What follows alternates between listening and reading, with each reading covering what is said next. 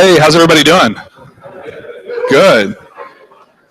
Hey, if you're in the back, could I get y'all to sit in the first couple of rows of chairs for me? Yeah, anybody. Just want to fill this up. We're broadcasting tonight all across the interwebs.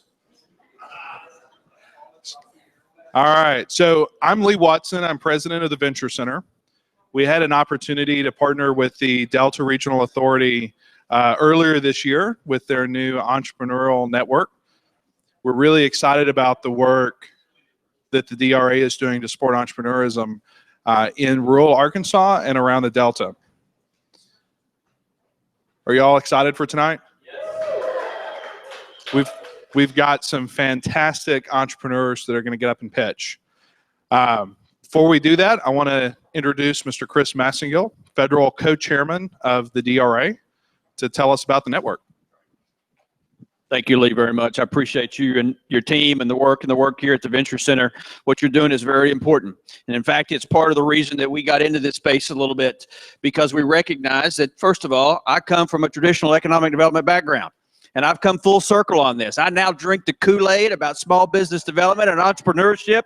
And look, to get me there took me a while, right? I had to have my own little round of self-education and being involved and being exposed to people like Lee and others. And because, you know, I spent most of my career either in politics and government and doing economic development work. And a big part of that was going after the big smokestacks.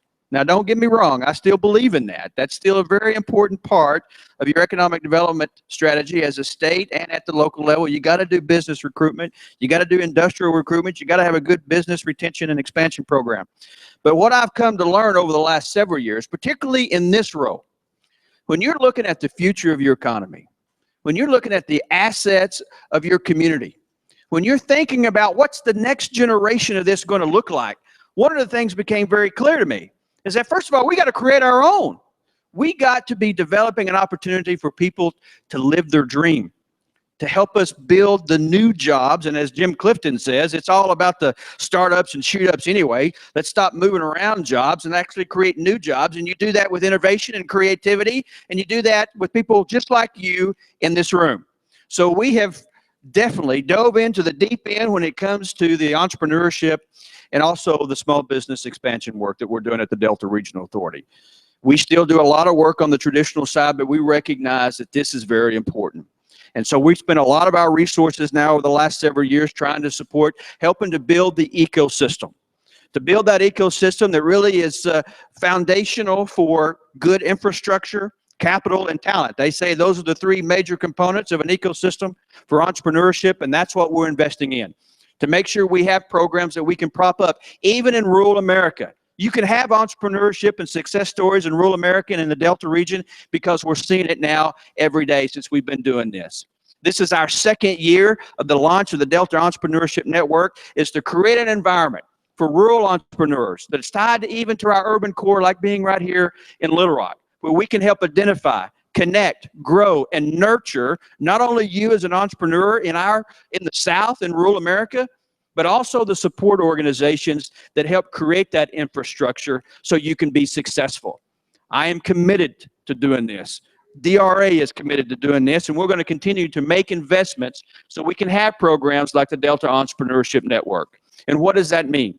Well, that means now we're creating an opportunity, a platform for you as an entrepreneur to get linked to entrepreneurs across 8 states, to have access to additional technical assistance and mentoring and that professional and personal development as a business person. And then to give you an opportunity to take part in something called the NOI Entrepreneur Week. And why is that so important?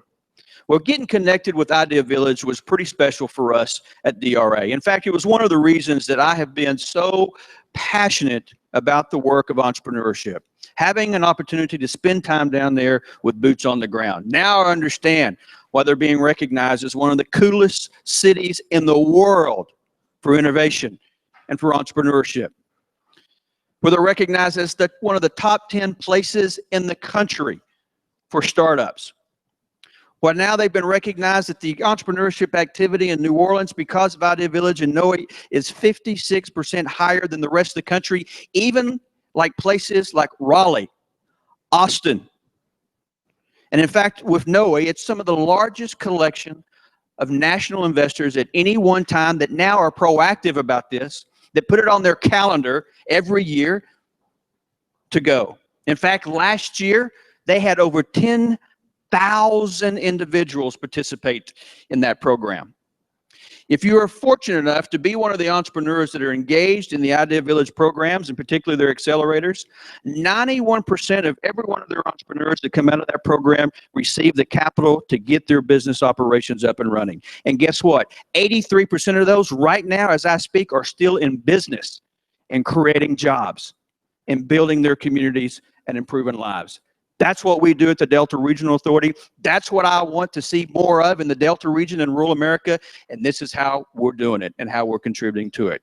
But it's only successful because of you, because of the risk that you're taking to step out there, to go, look, I have an idea and I'm going to risk everything. I'm going to put it all on my credit cards. I'm going to use all my family's money. I'm going to do whatever it takes to really birth this idea that I have. Be it technology, be it innovation, be it lifestyle, whatever it may be. Our economy, in fact, the global economy, is going to be successful because of you all, not because of me or DRA. It's because of the risk that you're willing to take and the opportunities for success that I believe that you will achieve. So I want to say thank you for your willingness to participate in a program like this. We're still testing it too. This is the second year, and it gets better and better. In this particular year, this is our fifth we got one more to go in Louisiana. And so we're going to pick 3 winners tonight and an alternate to be a fellow in the network. So you'll get to take advantage of our resources and access to all these wonderful people like Lee and his team. And I know you're going to do a wonderful job. I want to say thank you to our judges for spending the time with us tonight and using your expertise to help us connect with these entrepreneurs and the entrepreneur support organizations.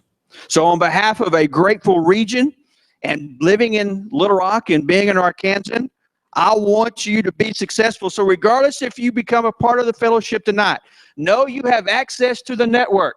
That's part of the whole idea, is connecting us all together.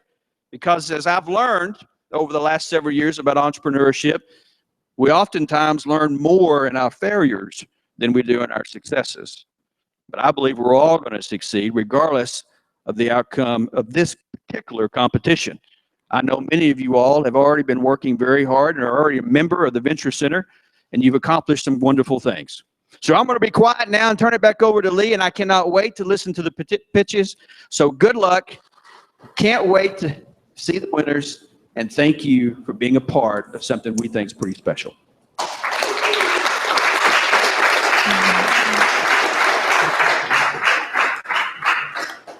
All right, now I get the privilege of introducing our judges this evening. When I call your name, if you'd stand up and wave to our crowd and make special eye contact to the camera up on the TV and wave to the audience across the world.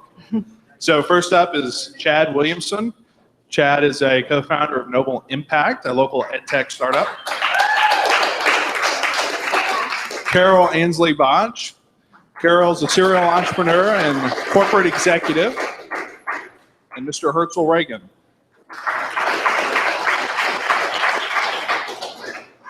All right, so here's how tonight's going to work. Each entrepreneur is going to come on and give a 3-minute pitch.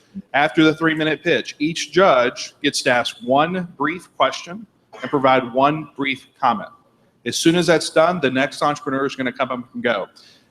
I would ask everybody to save your applause until the very end, and we can give everyone congratulatory applause. All right, are we ready? All right, up first, this is Michelle with My Water Buddy. Michelle, I'm going to give you 1 minute. Like this. Okay.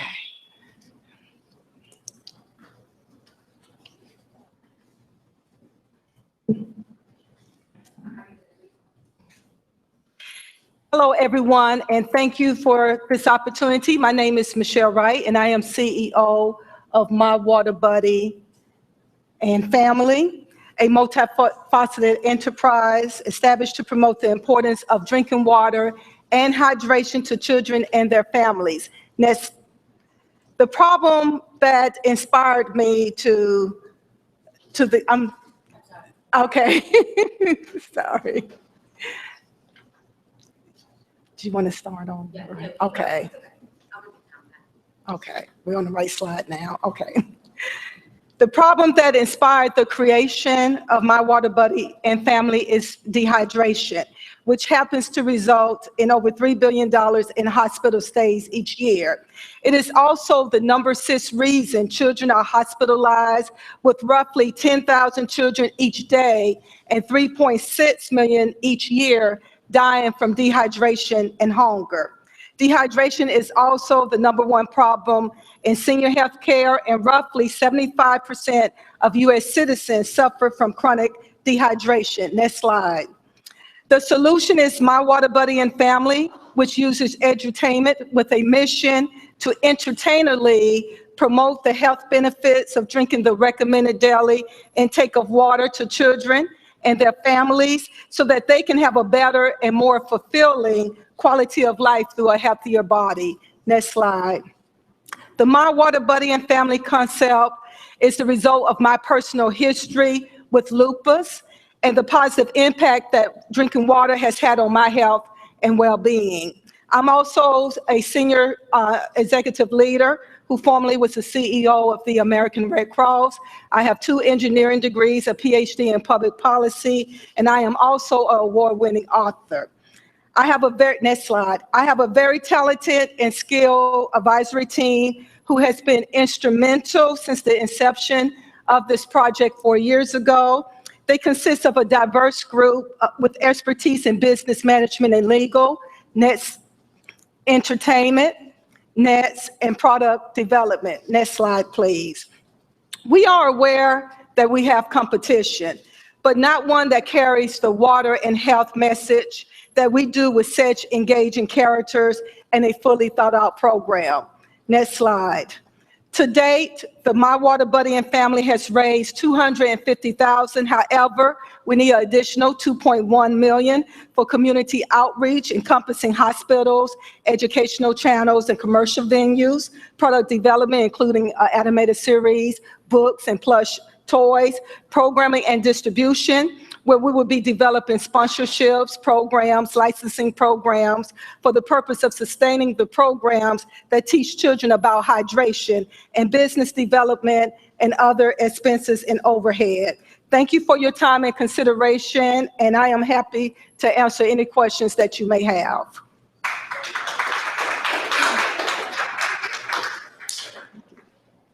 Michelle, the problem is very well explained, and yes, it does exist, and it is a huge issue with dehydration.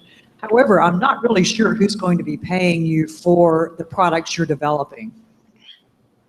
The products are going to be multifaceted, so in addition to the animation.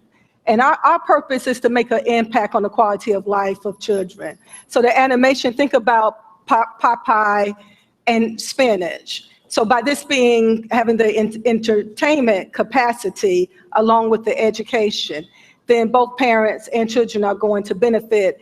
We also going to have plush dolls. We already did extensive research through field management services to test these, because you can have the best idea in the world. If children are not attractive, gravitate towards these dolls, then it's not going to achieve the purpose that we want.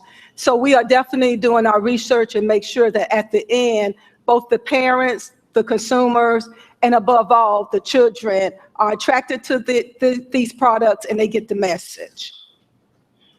Got it. Next question. I kind of agree with Carol just a little bit. I see this as more of a government type program as opposed to an entrepreneurial profit-making program.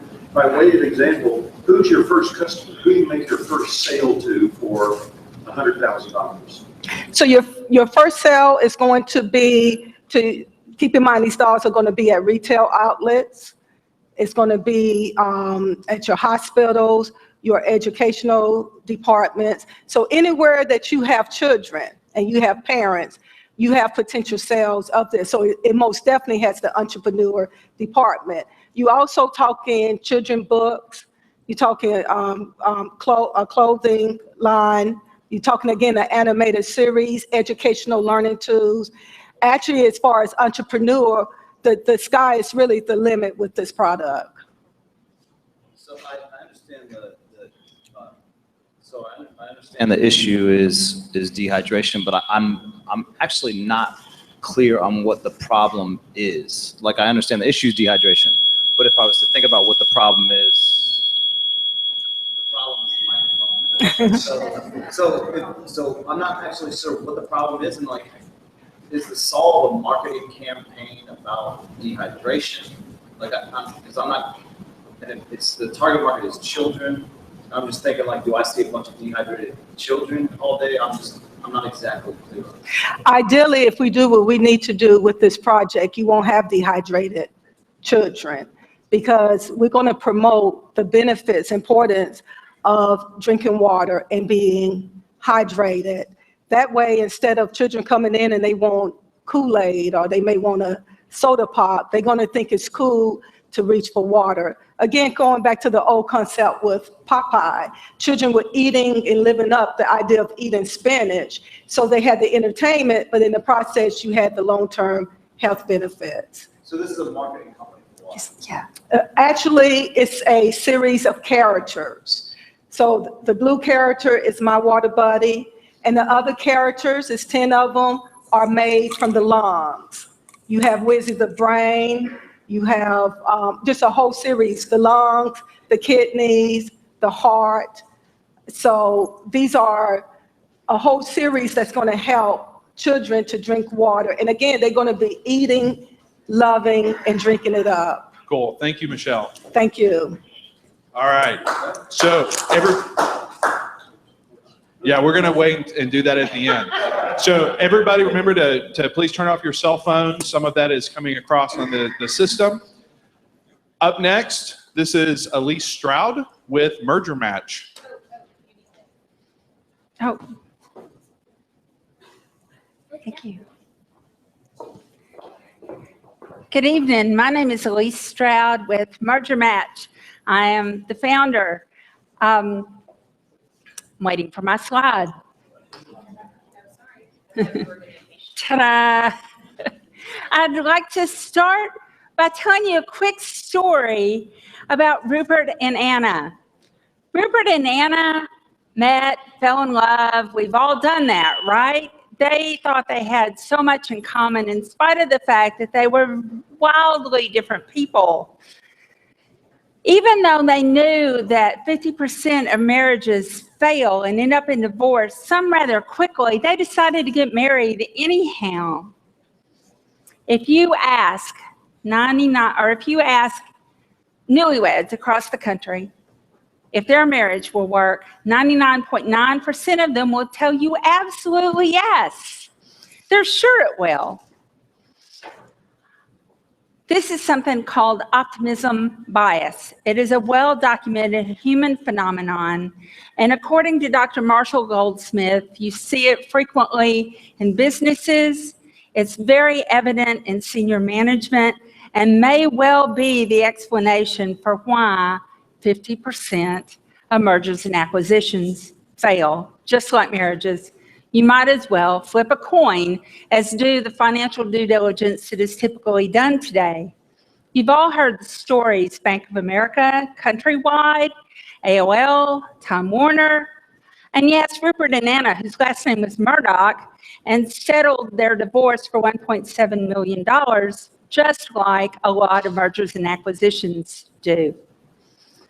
Merger Match proposes to solve some of this problem by our fact-based assessment that allows you to determine if two businesses are a good match for each other. It's based on organization, operations, and culture.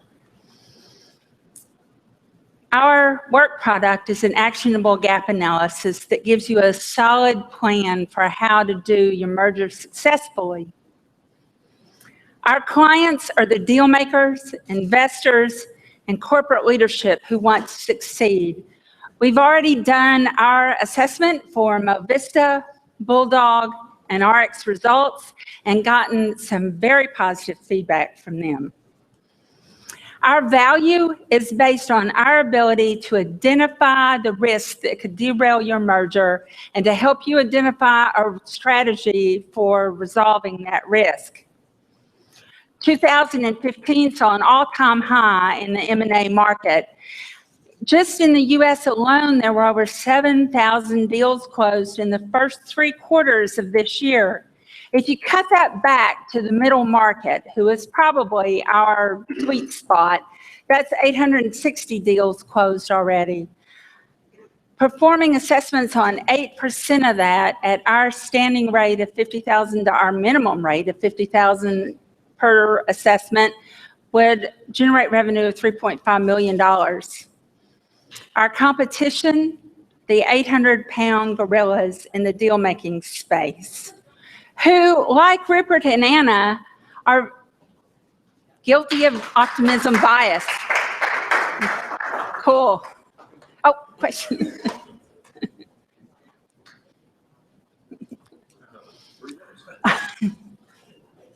Okay, those of us who have gray hair and have been around for a while know that the pendulum swings, and the pendulum has definitely swung to mergers and acquisitions, huge mergers, mega mergers that we haven't seen before. Mm-hmm. My question is, there are lots of them out there, and you've already given us the numbers.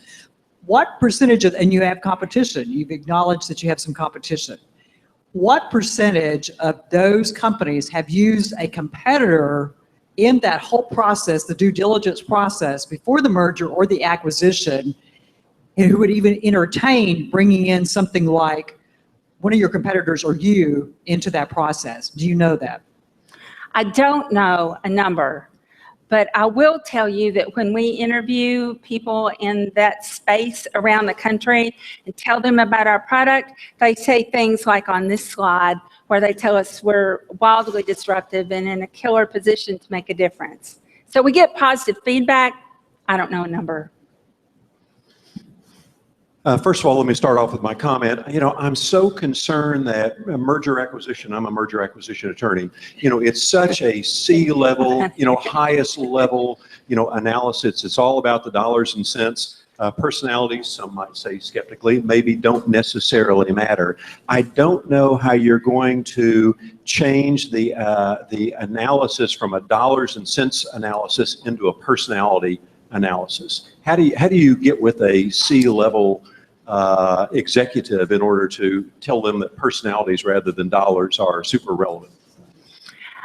You will find a lot of information out on the internet that indicates that people like even Bain, one of our biggest competitors, will tell you that culture is the biggest killer post-merger. So I don't think we have to make that case. We can refer to studies that already exist. I went to a conference last May where the keynote speaker said, you cannot measure culture.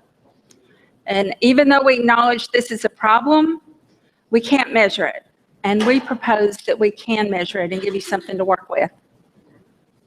Can you talk a little bit about your team and why someone would hire you as opposed to McKinsey or Bain or Accenture? Like, what's the team and the unique value proposition that you bring to the table as opposed to another group?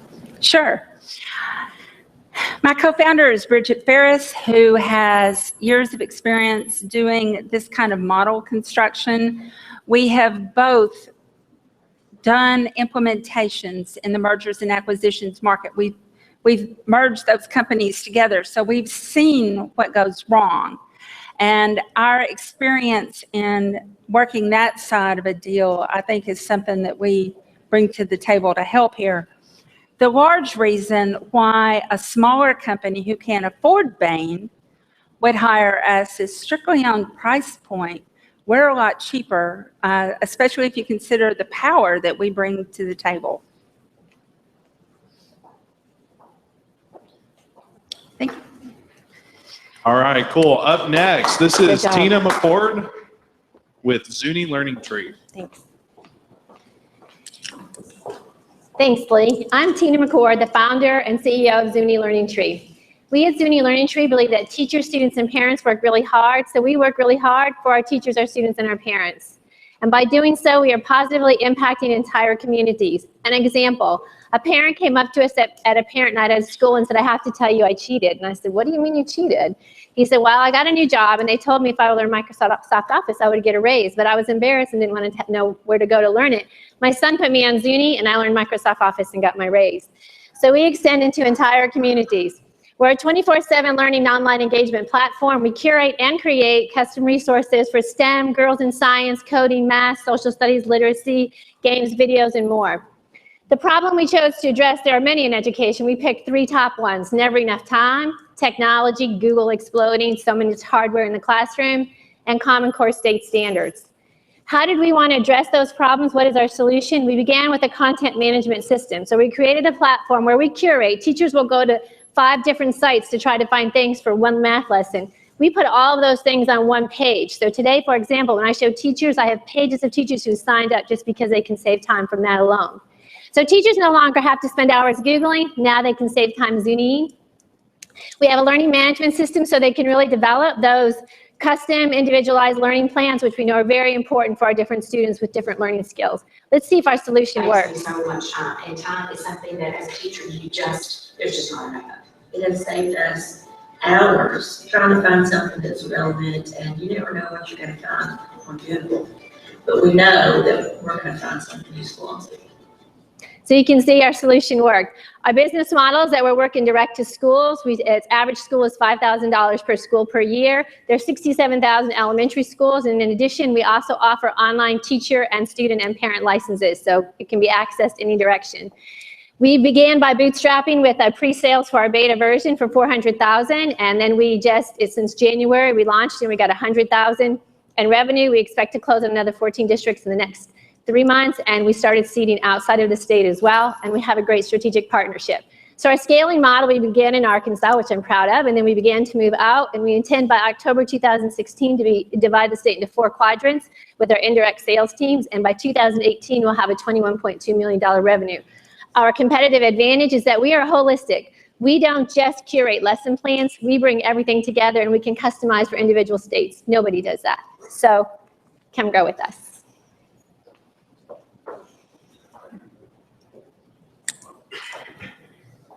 Tina, very good. I would love to have something for everything I do in my life like this. I only go to one site and find it.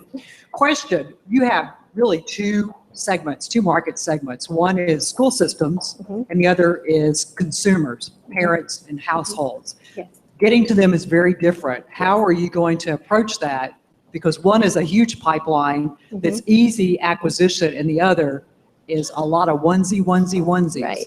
Love the question. Our focus is on that big one. That's where the big money is. But we're doing a big social media push to be able to address. So we're going through all of the family blogs, parent blogs, mom blogs. How can we go through Facebook, Twitter? And we're really accessing into those individual parent licenses through there.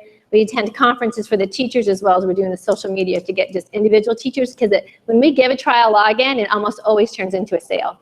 So it's a really easy move for us. It's just how to even get our client engaged, and then it turns to a purchase without us needing to go do a ton of footwork. Of course, Tina, second time I've seen you present, and you always show so very, very well, and I think that speaks really well for your company. Thank you. You know, I asked the question last time we were together, and I ask it again. And of course, you're always at a 3 and a 5 minute pitch, so how should I understand this? But I still don't understand what your secret sauce is. For instance, let's just talk American history. What does your program do with regard to an American history course that's going to make me learn this better than I would on my own?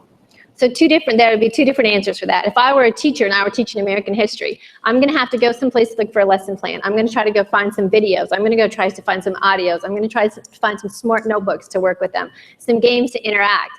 On Zuni, all of that is on one page. You don't have to go hunt 10 different lessons. So you can extend your engagement platform with that student, your lesson, by tenfold. So we bring all that in, as well as we're complete with like project-based learning lessons right there, so teachers can actually like build economies when they're there if you're working with that. And they have the tools. What's hard for a teacher to really be able to extend outside is they don't have the tool that helps them do it. Zuni gives them the tool that helps them do it. Therefore, learning is extended.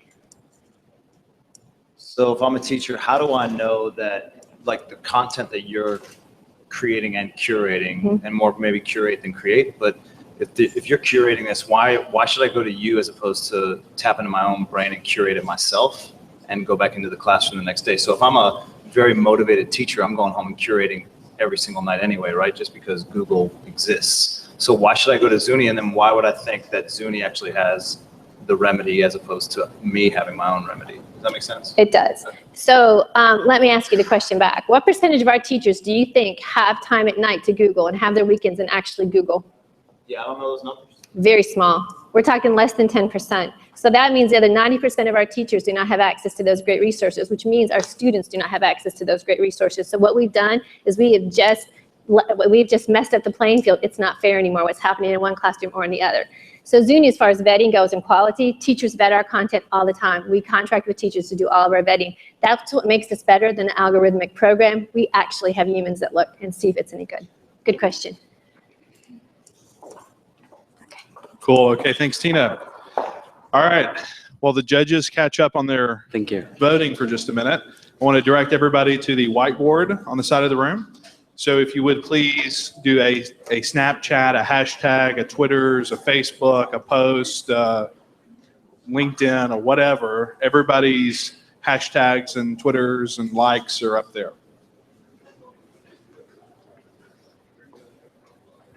Very cool. Are you all ready to go? Okay, cool. Up next, Sundeep with Renewable Energies. Thank you. Renewable Energies is a company that takes care of the problems related to the trash we throw. The amount of trash we threw 50 years ago is a whole lot more than what we do today, and we end up with bigger landfills no matter where we go. The need is that these landfills really take a whole lot of money. For an average city, there's $300 million that are spent each year, every year, taking care of the problem. The garbage that we actually throw away, what if this garbage is used as a resource? On one hand, when we talk about going green, going clean, we are still creating lots of problems. What if that same problem is used as a resource and used as a renewable, sustainable energy? That is what we offer as a socio-cultural economic development for each and every place. What we offer is waste to clean energy. And we offer it as a win-win situation for everybody. And we have come up with a name, No Waste to Waste. The idea is not only to take care of the problems, but create a better environment for our kids and tens of generations to come. And we take care of water, air, and land pollution. Because in landfills, water we throw, of course, pollutes the air because of the methane coming out of the garbage. But it also, when it decomposes, the juices go down and it pollutes the land as well as our water table. And we take care of all of this through all of this by creating the solution for this. We have a competitive advantage because we do not sell our product. Our products are multi-million-dollar products. The smallest would be somewhere close to $5 to $6 million. Plus, the advantage is that we are engineering-based company with engineers, and we have been already invited by big reputed institutions like Arkansas State University in Jonesboro to talk about renewable energies in their renewable energy conference. The products that we bring from these waste to clean energy are something, first of all, is electricity. So imagine garbage that is supposed to be a waste. We generate electricity from that. We could generate biofuels. We could generate jet fuels. There is a whole lot more investment required in that, but we can definitely do that. The byproducts that come out of that create a whole lot more revenue for us, so much so that electricity, the revenue generated from that, looks very small. We are just with one location, we are looking at $6.25 million. And in the very first year, we are looking at a net worth of $2.5 million just for the company itself, and a very good profit and gross margin as well. Now, talking about scaling up, we have already reached out to about 12 municipalities, and we are looking at 1 million tons of garbage from all over the area. So 5-year financial projection is $550 million, and the returns are very good. And this is what we offer as a home-based thing. Thank you very much. So what's your current traction? So I saw projected and ideas for what could happen, but what's the current traction? Like, what are your paying customers now? What's going on there? What do you mean paying customers? Like, what's your traction right now? Who's paying you? What's The- your revenue? What's Okay. Your, yeah. The revenue generation is from the electricity generator. It can be given back to the grid, to the utility company. Happening now, like what's happening now, like today? Anything? For the company itself? Yeah. No, we have talked to companies who are ready to buy. I come from Memphis, Tennessee. So TVA and MLGW, the Memphis Light, Gas and Water, have approved me to buy the electricity that I generate as a renewable energies 33% higher rate than what they charge their customers. Okay, so Sandeep, you sell nothing. Oh, I do. You said we sell nothing. No. We do not sell the unit itself. We do not Okay. sell. So when we approach a municipality, they are taxed by buying, oh my goodness, I have to buy a $6 million unit. I said, no, we give the unit to you for free. We operate it for you. So there are no capital investment for them. There are no operational costs. We take it upon ourselves. However, the products that come out of that, we take the revenue from that. However, there is additional income because the tipping fees come that from garbage and tires. We take that $120 a ton. We get that. The renewable energy tax credit that comes 30% that can be extended over 5 years. We take that. We don't give it to the municipalities. Okay, so you take their garbage, but you're funding all the capital investment Correct. into what it takes to process that, to turn it into energy, correct? Very true. Okay, so modify, okay. A lot of money, I apologize. A lot of money, I got you, okay. So you make the agreements with the municipalities, you take their garbage, you take the capital and you build whatever it takes, the time period to take to build the Correct. facility. About 6 months, yes. 6 months. So you build one of those in every municipality that That you is get correct. an agreement with. Yes. Okay. That our contract with, yes. What kind of term contracts do you have with the municipality? 20 years. 20 years, Yes. okay. So in 20 years, what happens to your depreciation on the investment that you've made? Like, where are you in 20 years? If you have the city of Memphis, for example, where are you at the end of that time? Okay, just to give you one small example, over 5 years, we are looking at $550 million of investments. When we talk about depreciation, we are talking about the depreciation of the unit itself. I manufacture the units. I'm an engineer. I have done innovations so that no matter what happens, I can take care of it. The depreciations that you need to take it from an accounting perspective are totally different. But the way I build is it's a lasting product. Curiously, I have a ton of experience in this, done a lot of these types of things. I have one question, but it has 3 parts to it, so hold on a second. I'm supposed to only ask one question. I'm curious what you're doing. Are you harvesting gas and burning it, or is this like a digester plant where you're digesting gas? But more than anything, my big question is, as you know, there are a lot of the biggest names out there, Waste Management among others, who are intimately involved in this, and I kind of thought had cornered the market. How the heck do you play against Waste Management with regard to your company? Okay. Answer 1, it's not a anaerobic digester. It is a gasifier. And I have done innovations such that big companies that manufacture these products, I manufacture that at half the price just because of the innovations that I have incorporated in the technology itself. When it comes to waste management kind of companies, they take methane that is coming out of the landfill. I take the garbage that goes to the landfill, I take it away. So I treat the garbage and I gasify it. I do not burn it, I just gasify it, and I do through a series of organic things, technical things, and then I use that gas into a gas generator. Sounds very simple, and that is how I generate electricity. If I have to do biofuels, there are a whole lot more steps involved, and there is a whole lot more investment, a lot of manpower, but when it comes to electricity, that's the easiest way, and I can get 33% higher rates than what the utility company charges its customers. Thank you very much.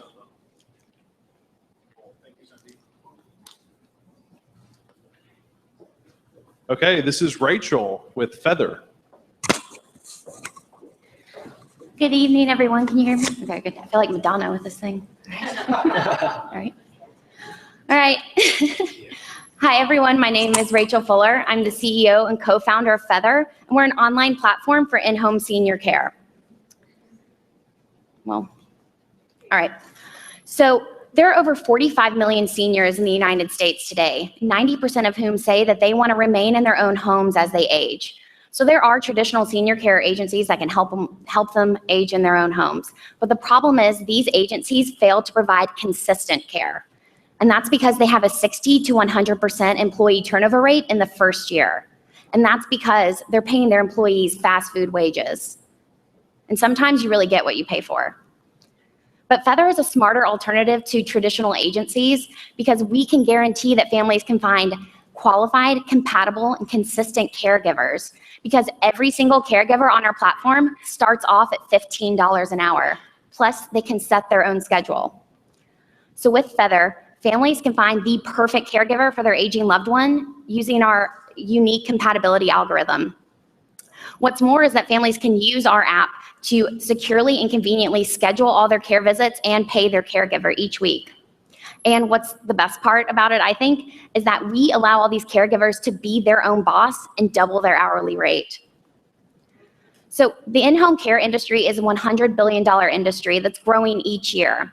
And we plan to grow in that market by targeting families with aging loved ones and experienced caregivers. And we reach out to families through targeted ads and partnerships with organizations like adult day centers, assisted living facilities, and churches. We reach our caregivers through employment ads and partnerships with certified nursing schools, so we know that we're getting the best caregivers possible. So our business model is really simple. We just charge families $20 per hour for care, and that's a flat rate. There are no hidden fees. And from that, we make about $3 to $5 per hour on care. So for us, one caregiver is worth about $400 a month. But with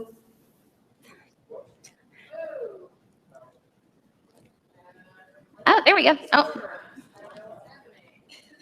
I can keep going.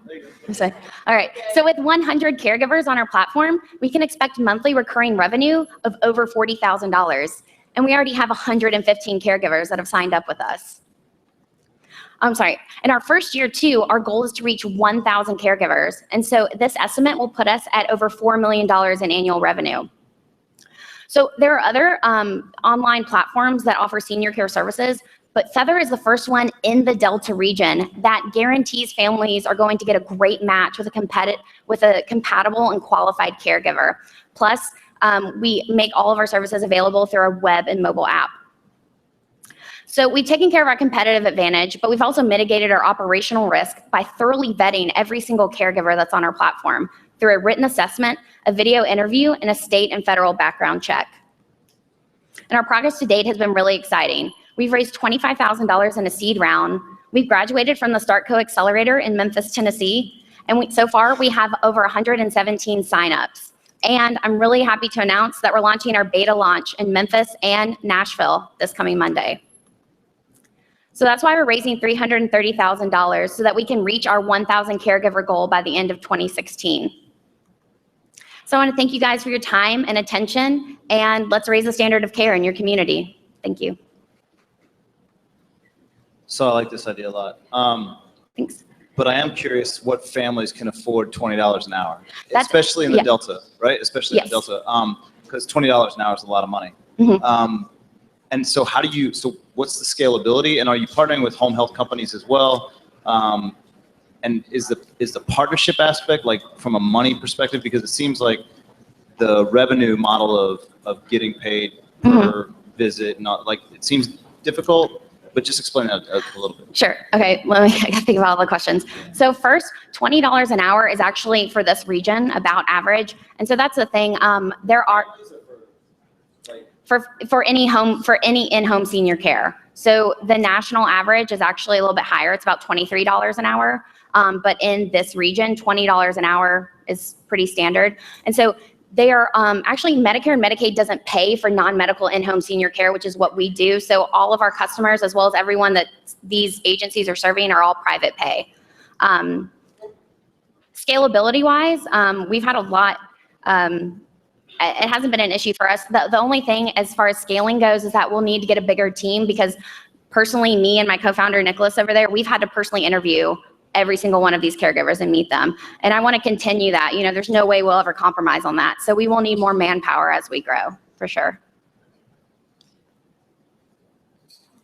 Rachel, I applaud you for doing this. First of all, it's an incredibly fragmented market, as you Absolutely, know. yes. And you get all kinds of levels of service and all kinds of levels of problems. And our own personal family experience with doing this, one of the issues is that families want the very same caregivers. If they've got 3 a day in 24 hours, they want them every single day, and substitutes on weekends have to be the same. So when you're allowing, your differentiation is this sort of web matching service in a way. How do you guarantee to a family they're going to be seeing with granddad the very same people when they themselves are going to be out on vacation somewhere and can't make sure of what's happening? How are you going to ensure that that's going to happen? So that's where we have a real competitive advantage over the agencies, because they can't. But basically what we do is we're more of a marketplace or platform. So we just connect these people. But when a family signs up for our services on Feather, they put down the exact dates and times that they need. And then the caregiver that you get matched with has already confirmed that they can meet that schedule. And so in the event that some emergency happens, you know, a child is sick or someone is sick, that's when our compatibility algorithm can be really helpful again, because in the slight chance that you can't get your regular person that is already committed, we're going to get the next best person for you. Like my colleague, I'm kind of living that with an 89-year-old mother, so I certainly know and appreciate that. Of course, I had this idea 5 years ago, so I'm looking for my royalty here. Yeah, okay. Join the team. But in any event, I know that there are several large organizations actively marketing in this. So to me, it seems like this is an easy business plan to implement, even to scale up. It seems like it's going to require a lot of one-off marketing, a lot of individual family-to-family marketing, which is good. But how will you accomplish that marketing? So that's where our partnerships really come into play. And it's been on a small scale now, but churches have been a really great channel for us, because they tend to have a lot of older parishioners or parishioners that are going through this. And so while I might not be able to be there and sell to them, I can have someone that they trust and know to tell them about my company. Okay, thank you. Thank you, Rachel. Thank you. 2 and 1. Thank you. Thank you.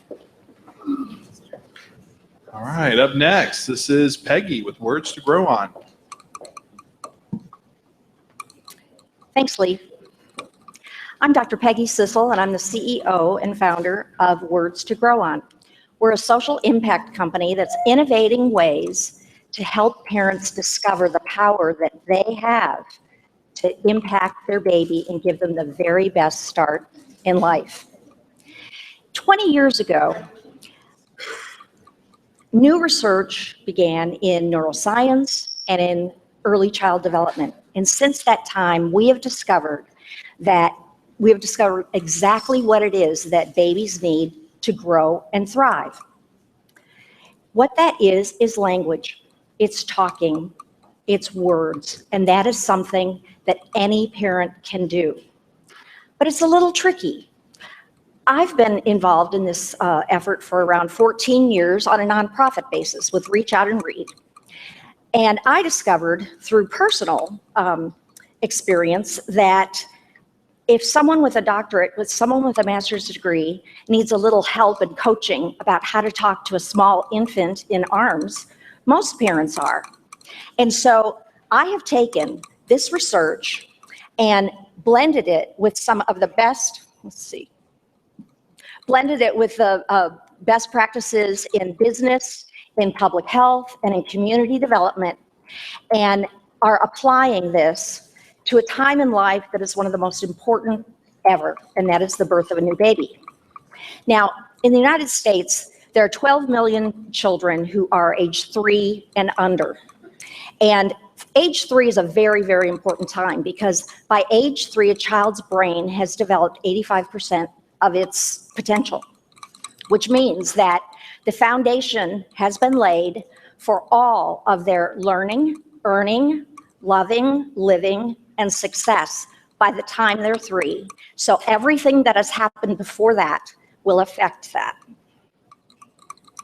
We are going to be working with parents to provide home parties and other kinds of coaching experiences, and using the power of 10 by bringing in their friends and families to have a celebratory, fun, informal home party that explains the research in an easy way and gives them tips and techniques for working with their baby. Now, we are solving a social problem, and that social problem is the tragedy of illiteracy and educational inequality in this country. It's awful. And what we're doing is we're monetizing the work to reach out to parents, and we're doing it in a sustainable way. Right now, there are programs out there that do this. However, they're either government funded or they're reliant on nonprofit donations, and it's not sustainable. So we are mobilizing a national network of representatives that will be community-based, culturally competent.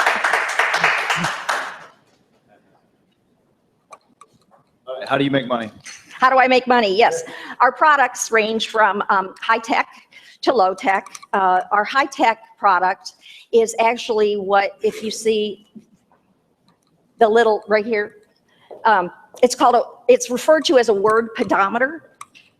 The Lena Research Foundation has developed this. It took them $50 million and 5 patents, and it can actually measure the number of words that is addressed to a baby during a day. It can record 16 hours, and when we plug it into software, and parents can get a report of how many words their baby's been exposed to, whether it's been in the home all day or whether it's been at daycare. And from that, they have found incredible changes in parents' behavior. Babies need 12,000 words a day. So who pays for this?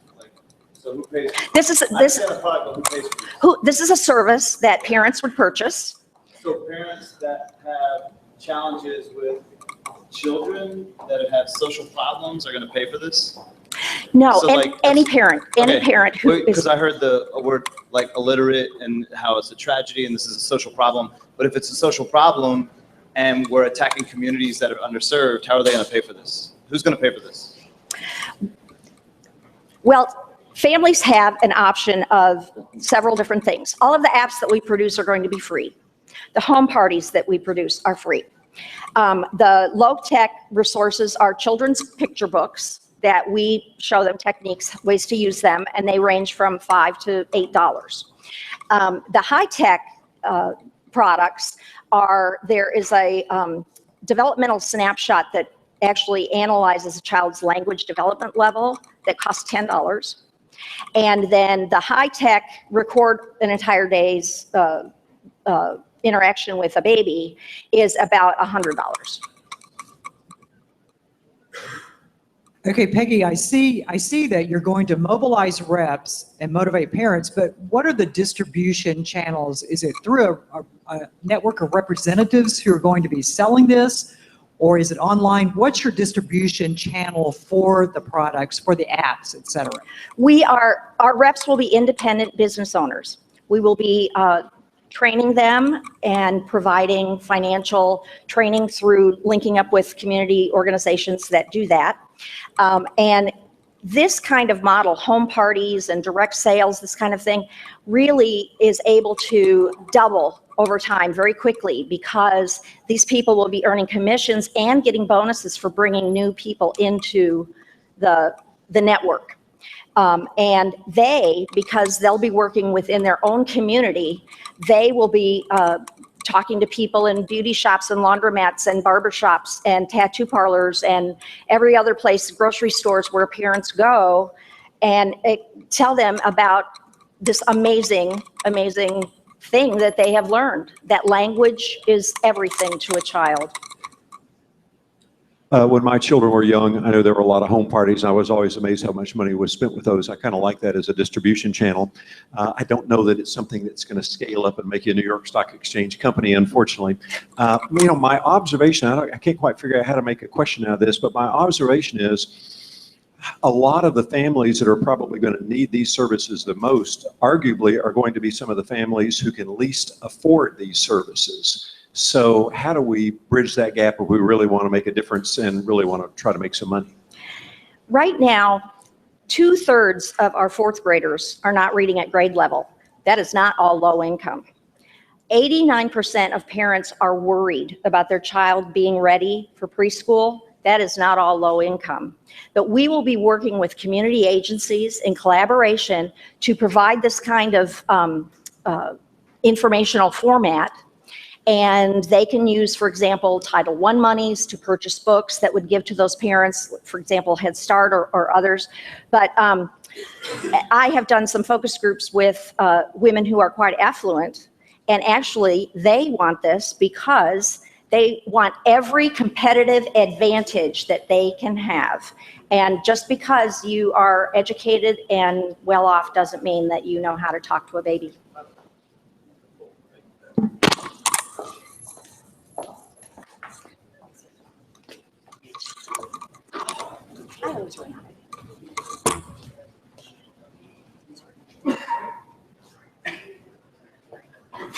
Okay, up next, this is Devin with Quick Course.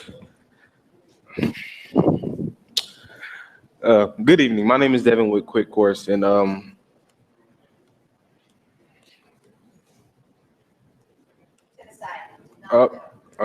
I knew that. Okay, so basically, Quick Course is a learning solution for teens my age, from the age 14 to 21. Basically, what we're trying to do is trying to create a workforce for kids that can't really learn certain things they want to on their own. So some of the things we offer are online courses, company training, job searching, and experienced instructors. So basically what we're trying to get at is teaching kids web design, photography, anything in that area that really is not taught in schools. Basically the organization is we have instructor managers, design and development managers, and customer service managers that basically help with outreach to the kids and outreach to the instructors, pulling them all together. Our problem is limited finances. With the finances that we have, it's hard to kind of continue to develop our platform and add a lot of the stuff we want to add. And with more finances, we can also create a budget for our promotional and advertisement. Our revenue stream is we get 50% of each course sold in monthly fees from instructors. Sponsors, we get ad fees and sponsorships that different companies can come in and collaborate and make courses for their books, design, or whatever they have. We do company training too. We will also help, help teach. Our sustainability, we plan to sustain our business off of the sign-up fees, the instructors, and the monthly fees, and the 50% we get from each course sold. So basically, this is how our business metric work. If we have a revenue of $15,000 a month, $1,500 a month, if we have 100 instructors, we charge them a basic plan of $15 a month. With each course sold, we take 25% of each course. If we have 200 students, that's $200 a course. That's $1,000. So our total revenue would be $2,500 for that month.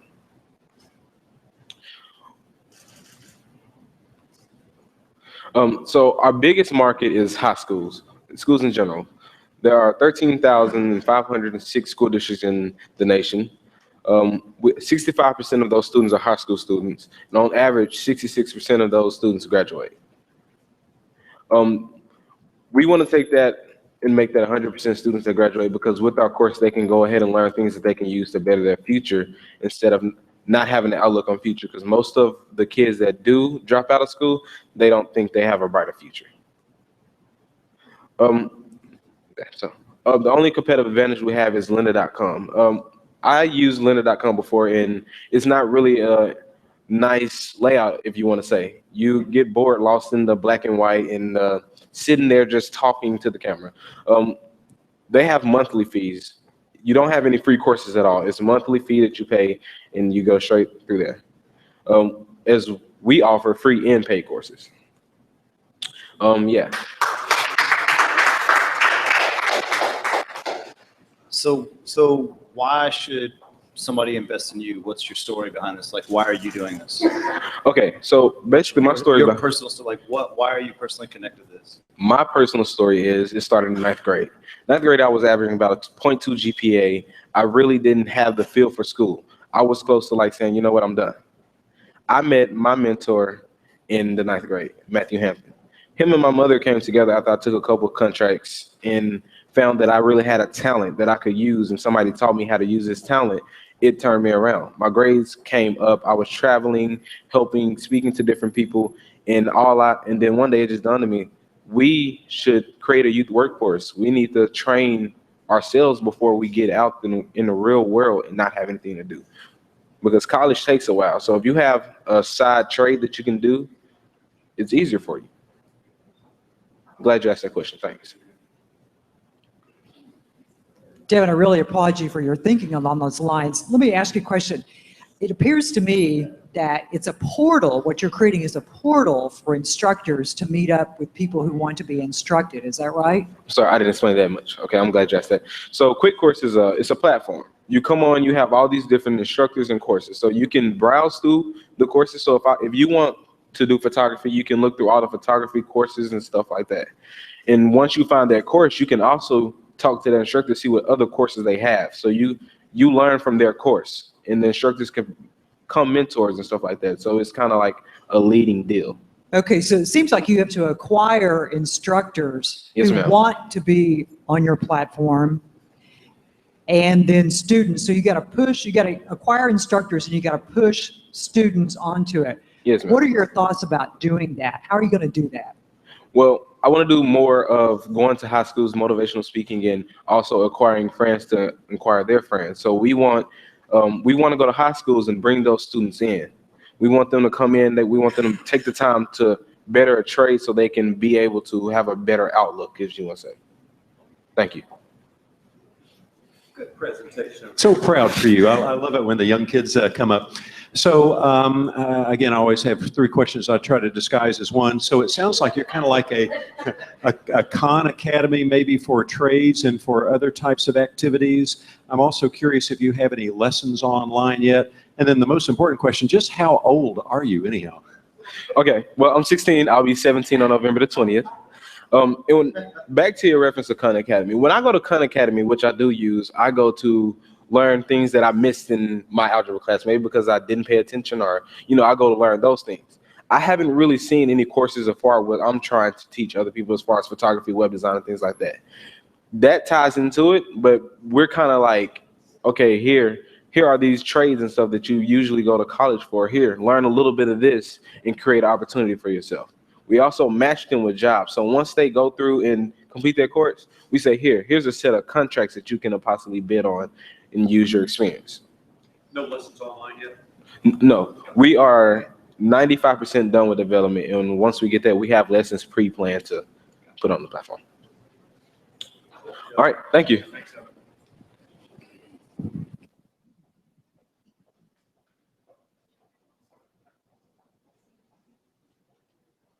All right, cool. As they're handing off the magical clicker, I'll just remind everybody to Snapchat the Twitter's hashtag for us.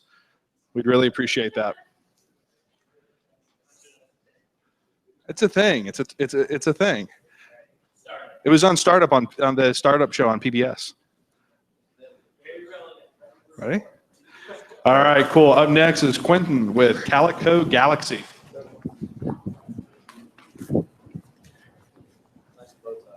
Thank you. Good evening.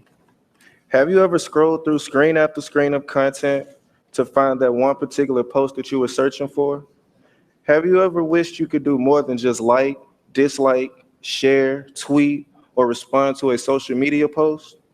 What if you could rank the content that's in your newsfeed or searches based on interest, relevancy, quality, and other metrics while competing for points and social rewards?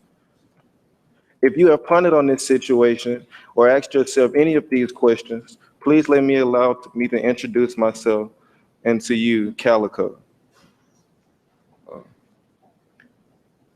My name is Quentin Allen. I am the creator and co-founder of Calico LLC, a pre-revenue startup and social gaming and digital media company.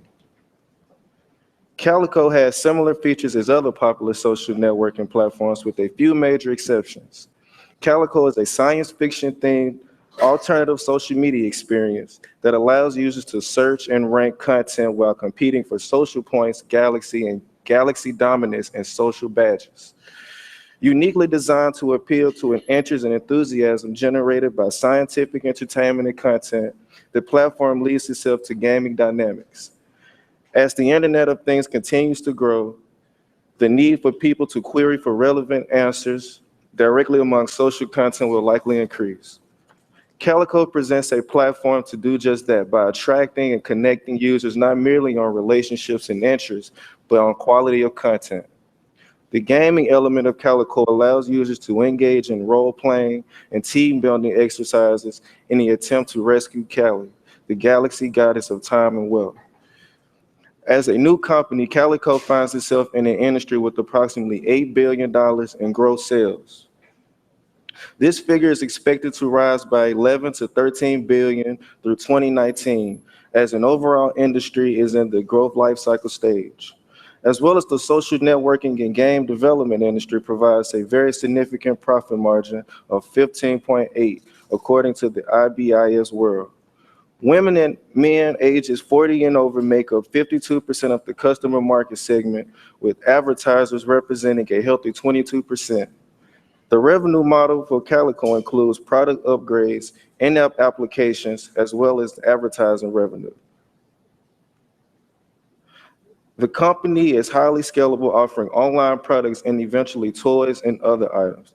In closing, what makes Calico different is that it's not just social, it's dynamic, relevant, and fun. Thank you.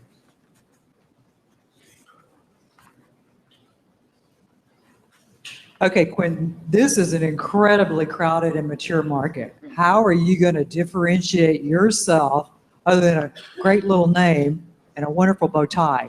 How are you going to make yourself different from everybody else? Well, what we have is a sci-fi themed platform where have you ever looked at a social like a soap opera or a drama series, how after the first episode you anticipated to watch the next episode and the next episode? So what it is with our platform, we introduce you to a new way of getting engaged into the platform by allowing you to watch certain sci-fi webisodes related to the website.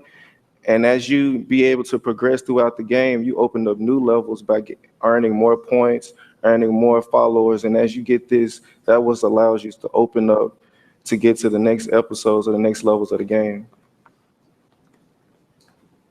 I kind of had a tendency to agree. I thought, my Lord, there's another gaming, organization out there. There are just so many. They're just so massive. But as I got a little bit deeper into your presentation, I was thinking there might be something in there. I thought you did a nice job in that regard. I guess my question is this: I still don't quite understand what your product is. Is your product a game, or is your product some sort of service that rates games out there and steers people to other online games? Well, it's a social, it's basically a search engine where it's a social networking website where you don't necessarily rank games, but you rank content. Like, say for instance, if you are a person and you wants to share content and it's another person that's similar to the content that you're uploading, you can earn points or you can earn badges, and that will help you reach the next levels to a particular game level. It's not necessarily a video game where you play it, but it's more like a social game where it's kind of like game theory mechanics included into it. So you don't necessarily play a video game, but it's just like if you was to use Facebook or Snapchat or Instagram, but we have more of a gaming concept to it in the end. So I think that's So how far along are you on building this? Do you still have to build it? What's your team? Well, we have like 70% of the application built. We already developed the website on desktop, but we feel like we would be more popular once we finish our mobile app that's going to be available on Google Play and iPhone. So we're about 70% done with that. We should be ready to release that on Google Play as the beta in December or January. Yes, sir. Thank you. That's good. Thank you. Okay, up next, this is Spencer with Line Guard Med. Thank you, guys. So my name is Spencer Jones. I'm a registered nurse and CEO of Line Guard Med. About a year ago, I was caring for a patient during the night shift, and I walk in her room and I find blood all over the bed and all over the floor. Turn on the light, and she had pulled out her IV site, and she had dementia. She had no idea what she had done. And this happened to me so many times. I said, there's got to be a better way. And the more I looked into this, I found that 7.5% of central lines, those larger IV access devices, 7.5% get pulled out on average. And even more frequently, peripheral IVs that everybody's familiar with get pulled out 24 million a year. Now, these are very expensive. It costs about $1 billion to the US healthcare system. But even more frustrating than the money loss was, as a nurse, I just didn't have the tools at my disposal to stop this from happening, right? We either drug the patient, sedate them, or strap them to the bed in restraints. That's really actually what happens. And neither of those are good options. So I'm so excited to present to you guys our SafeBreak device. Our SafeBreak is a 2-piece breakaway adapter that goes in between that patient's IV site and that IV tubing. Much like if you were to be pumping gas and you forget to pull the pump out, drive off too quick, there's a quick disconnect right there at the top of the hose so there's not damage to that gas station pump. So by creating that necessary separation in the line before that adhesive fails, we prevent the accidental dislodgement of IV access devices. In doing so, we decrease the amount of unnecessary supplies that hospital spends. We also optimize their nurse labor. Nurses spend less time doing unnecessary tasks, more time providing high quality care to their patients. Looking at the competitors in the market, they're all securement. They're focusing on being the strongest adhesive possible. Skin is fragile and adhesives are only so strong. We understand that. We only rely on them for a short period of time, and then our device separates. Creating that necessary separation allows us to protect IV access devices regardless of the catastrophic pull force. We're about to submit to the FDA, and as far as insurance reimbursement, no one in this room cares about that, but we got to plan for it. So our go-to-market, we're doing clinical pilots and then clinical studies to get that data that we need to capture. Taking that, doing the clinical education phase, going to the conferences, publishing in the different journals. And we're going to take that and drive our early adopters who we know are going to be hospitals that self-distribute and that have a high critical care bed count. Then we're going to leverage a distribution partnership to begin selling into those larger hospital systems. That's where our growth really accelerates. So for selling into one hospital for us, we're going to sell 10,000 units to the average 160 bed hospital every year. That's $80K in yearly revenue with a 75% profit margin. So the total addressable market in the US is about 450 million with that number of hospitals. I want to also note that we're applying this technology to every type of medical tubing that you can think of. Already told you about myself. My partner, David DePoyster, has years of medical device development and sales experience. Our advisory board, we've got rock stars that we really lean on. Dr. Shears, director at large for the Association of Vascular Access and editor for their journal. Dawn Norman, she's our regulatory guru, 15 years of clinical affairs management experience. So recently this summer, we were accepted the 0 to 510 accelerator, came with 50K of capital and a world of mentorship for 13 weeks. We got a commitment to do a pilot at Regional 1, one of the largest trauma hospitals in the nation, and also to do a proactive study at St. Vincent's in Little Rock. And we just raised some capital. Thank you for your time. I'd like to open it for questions. Yes, just keep talking about traction. Right. So for medical devices, it's a little bit different. It's extremely hard to get traction prior to that FDA clearance. The most traction you can get is an institutional review board trial at a hospital. So you go through the IRB process. They say your device isn't significantly putting our patients at risk, so we'll let you trial it here. And that's the commitment that we have at this time. Past that, it's really kind of hard to get that traction. We've surveyed 107 nurses. We held a focus group at the National AVA conference. We've been doing the things that we can right now, and all of the feedback that we've gotten has been successful or has been positive, and then helped us iterate the device. But as far as traction, that's pretty much the bulk of it right now. Right. The pilot is really going to be that flagship piece of traction that we're going to use to get our early adopters. Spencer, obviously you've got an incredible thing going here, and I want to ask you a question. When you're talking about trying to push the use in the hospital itself, but it seems like the biggest place is in the purchasing side, the GPOs.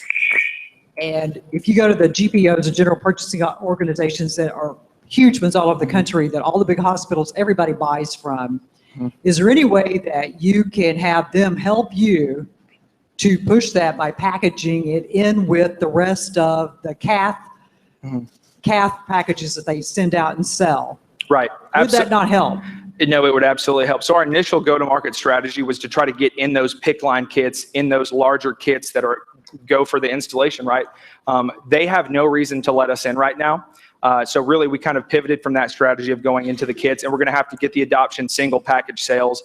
And then once that happens, once the hospital are asking for them, then there's a lot of incentive for those different PICC line companies to differentiate their PICC line kits with our product. We would reach, likely it'd be an exclusivity deal, so they can say, hey, don't go to the competitor. They don't have this proprietary technology. It's essentially an insurance policy on their device. You might be thinking, well, there's pervasive incentive for them because they're going to sell less PICC lines if less are getting pulled out. The change from fee for service to fee for value in the hospital system has really driven that adoption of value add products, even if it might be a little bit pervasive incentive on just the strictly generating revenue side. I think it's my third or fourth time I've seen you present. I think it's fun to watch him try to squeeze a 10-minute presentation into 3 minutes. He doesn't normally talk that loud or that quickly. The thing I love is the fact that this was developed in the trenches, and I think that's so neat. I don't really know what my question is, other than why are you not in sales yet? It doesn't seem like there's a lot of technology here, which I like. It seems like it's manufacturable, which I like. It seems like there's a need for it. So why are you not in production, or alternatively, when do you go into sales? 3 letters, FDA. It is a very stringent process, and it's not about getting the technology there. It's about saying, like, this piece of the widget is clear. Why is it clear? What materials are you using to make it clear? What temperature did you put that injection molding in at? How did you test that risk-wise against patient skin and biocompatibility toxicity? There's a million things that you have to do, and you have to track every little finite, little tiny piece of the progress all the way through there. We have our quality management system in place. We have contracted manufacturers. It really is just a long process, and the lead time to get to the FDA is a long time. We were initially set out to submit January, February. We think that's going to be March and April now. It's just one of those things where if you try to rush it and you put it to the FDA too soon, then that is kind of a worst case scenario. It's very expensive, and they kick it back to you. We're really moving at breakneck speed for medical devices, right? And another kind of the side note of that question is, most of the time when companies are putting medical devices out, they are billion-dollar market cap, publicly traded companies that can devote 9, 10, 15 people. Right now, it's really just me on the team. And then we actually are right now hiring on an engineer to help move that process along, and also a COO. But it's just one of those things where it just takes a long time and a lot of money. And we've been through the capital raise process. We're going through that right now. And now that we have the capital, we're actually really pushing the ball more aggressively down that road. Real quick, what's your runway? Runway to market, runway to running out. So with that $800K capital, that's going to get us to sustainability. After we spend about $600K of that, that's what we anticipate hiccups and bumps in the road. We expect to be in market March to May of 2016. We expect at the end of 2016 to be in 5 to 10 hospitals. That'd be generating $500K to $800K of yearly revenue. We'd reach sustainability before the end of 2016 if we have that adoption curve that we think we can get, because looking at just the local hospitals, if we can get in like the 4 major in Little Rock, we're sustainable, easily sustainable. Thank you.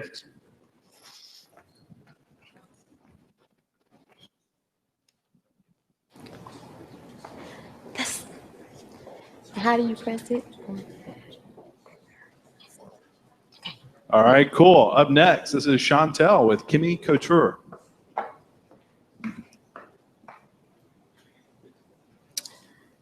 Good evening, everyone. My name is Chantel Owens, owner of Kimmy Couture.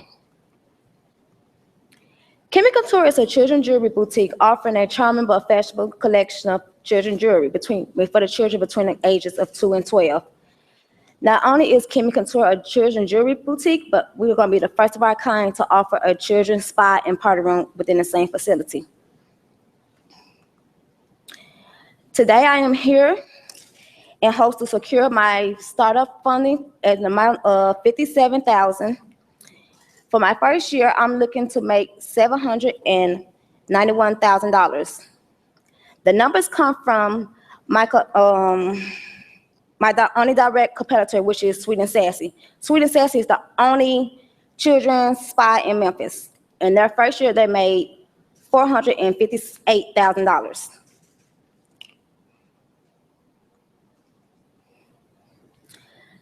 To be different, my marketing strategy will consist of gift cards, toys for tots, good grades rewards, punch cards, birthday cards, and fun nights, which will include involving the children inside the stores and rewarding them for good grades, having them come in on their birthdays and receive discounts, fun nights, which will be every last Sunday of every year, every month. So, thank you.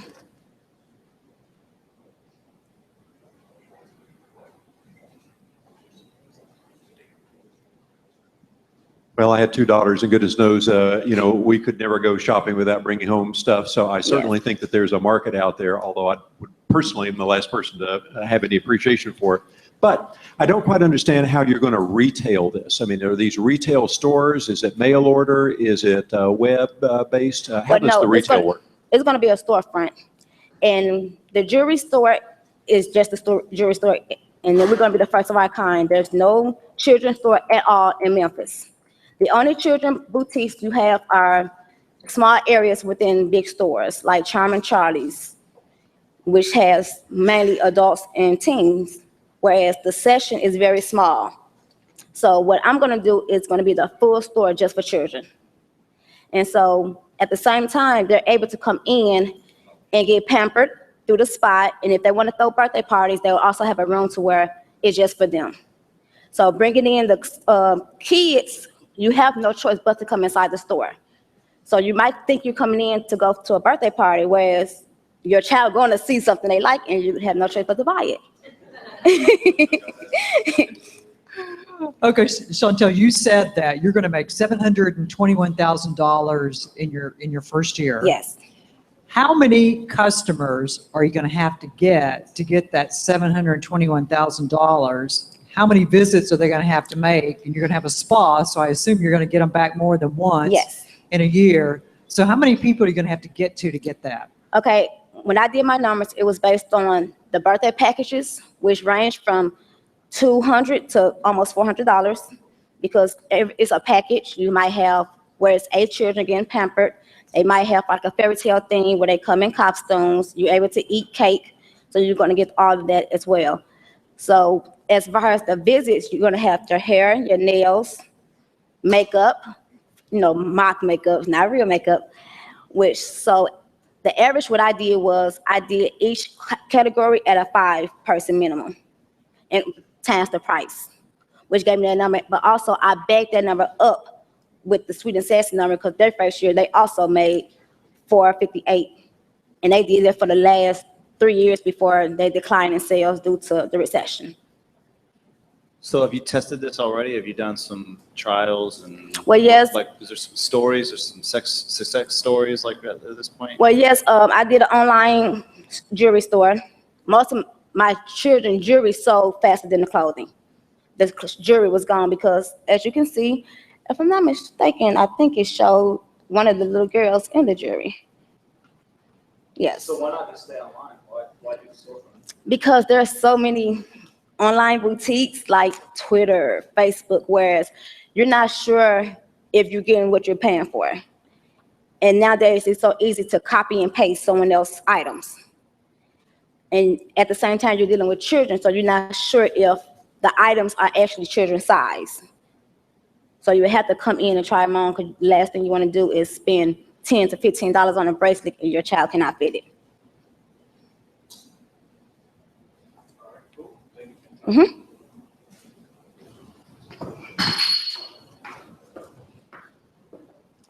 All right, while we're working on a handoff, Aiden, come up here real fast.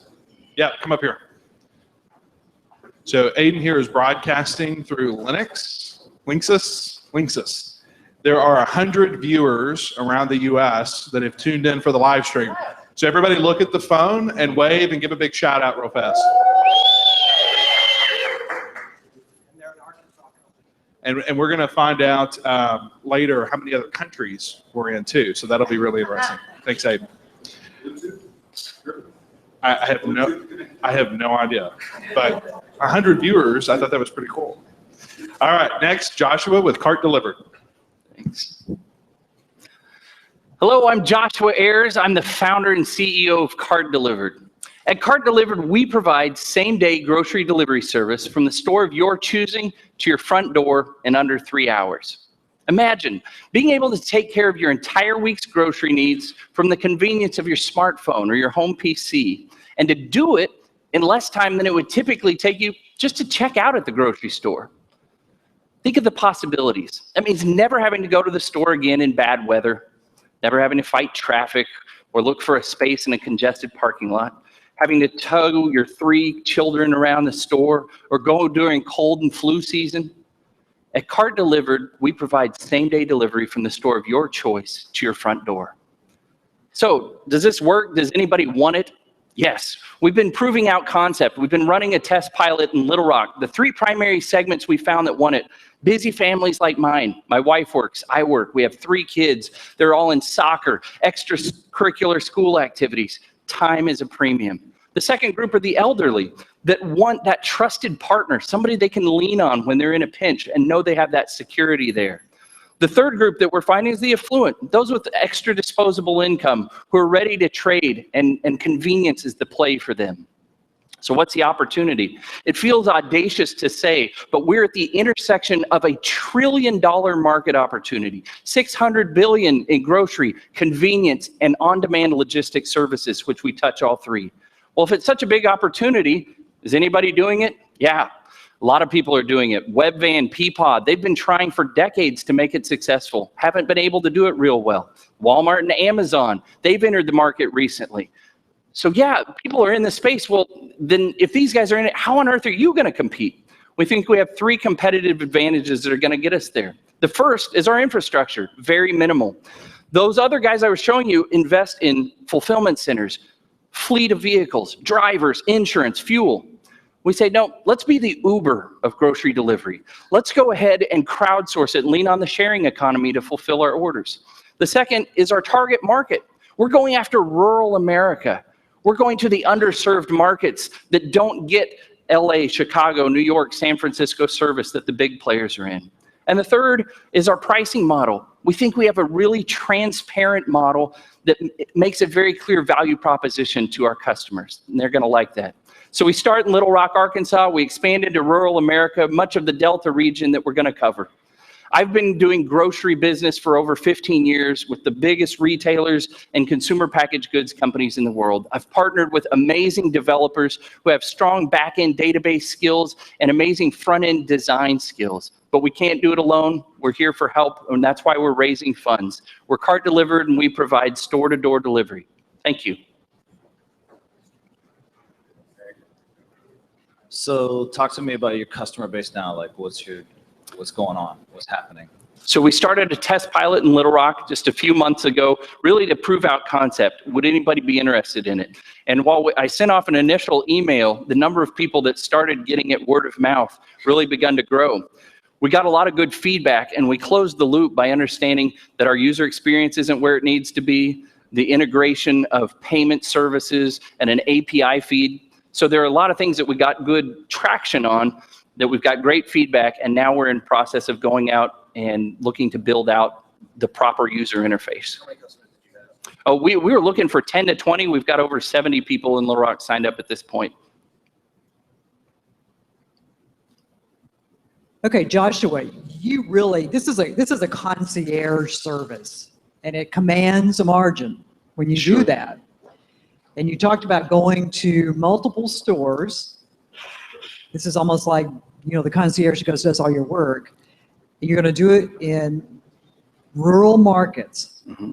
I don't see those coming together there. Help me see how that's going to work. Concierge service with commands a margin in a rural market. Sure. Tell me what a rural market is. Well, and I say rural America, I should probably say underserved America. So the big guys need density of population to make their model work. In order to justify filling a vehicle the size of a UPS truck, paying a driver and fuel, they need to be able to hit a 3 to 4 block radius with high-rise apartments for order volume. We're saying we can serve Little Rock, Joplin, Missouri, Texarkana, because we don't need that. What we do is and I should say, how do we get at it? our numbers are incredibly conservative. Less than 1% of the population is what we're targeting for adoption rate. We think it will grow beyond that, but the numbers are very small, which is to say, pick anywhere America, and there will be less than 1% of people who say, I would pay for that service. I know my family, I know this is a sample size of one, but it flowed out of necessity. When we were pregnant with our third child, my wife was working and I would, hey kids, it's mac and cheese again tonight. Not because we didn't have the money, because we didn't have time to get to the store. And so over and over, we get feedback of people saying, I would pay for this. I need this. So it is rural America, but I think it's also fitting to say our model doesn't depend on density as much as connecting a person who's willing to drive with a person who's willing to pay for the orders and pay a premium for it. Of course, I love your presentation. I think you did a fine job on that. As always, I can't have but one question. Am I correct on the Uber-based delivery that there are, I ask the questions at the same time, that there are random people who will go out and do my shopping for me? And then the second question is, how is that priced? Is it priced at a markup per item or just a $10 per charge? Sure. So to address the first question, is it random people? It is likely to you, a random person at first. That is part of why I think there is a timeliness right now, a land grab going on. The Uber, Airbnb, the sharing economies of the world have taken our society to a place that I don't think we were comfortable with even 5 years ago. You're going to get into the back of an unmarked car in the middle of Chicago? Are you crazy? And yet Uber has shown that no, there are enough people, enough that are willing to go, yeah, I'll do that. The beauty of it is what we've seen oftentimes is we'll have one of our delivery drivers will go out there and my customer will say, I love Jimmy. Can I ask for him every time? Absolutely. So where it starts as yes, a random person oftentimes, like your pizza delivery person, you probably don't know the guy from Domino's.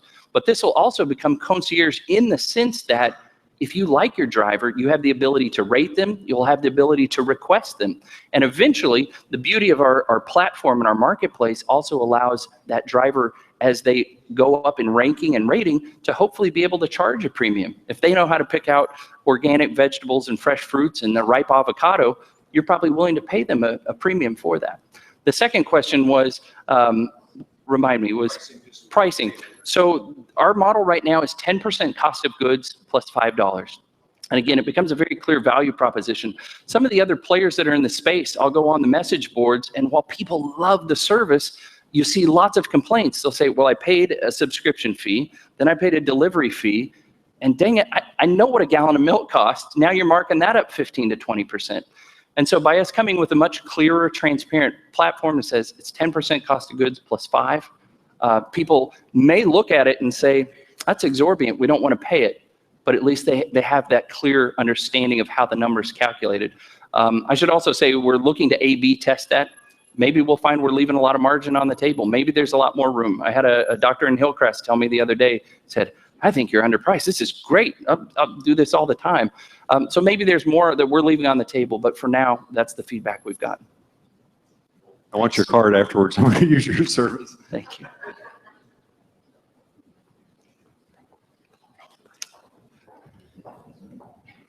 All right, cool. Up next, this is Tim with Hark.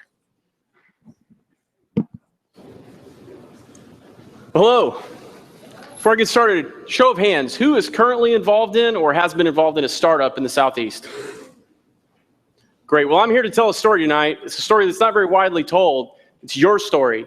It's the story of the startups and entrepreneurs and creatives of the Southeast. There's a ton of media that's available about startups, tech, entrepreneurship. The problem is most of that content is hyper-focused on the coast. There's very little content that's available through the traditional media or the web that's specifically focused on our stories in the South. Well, my name is Tim Freeman, and if I can figure out how this thing works. To the right.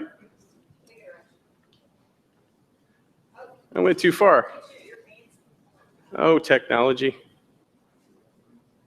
I didn't create that. Stop pressing. Okay.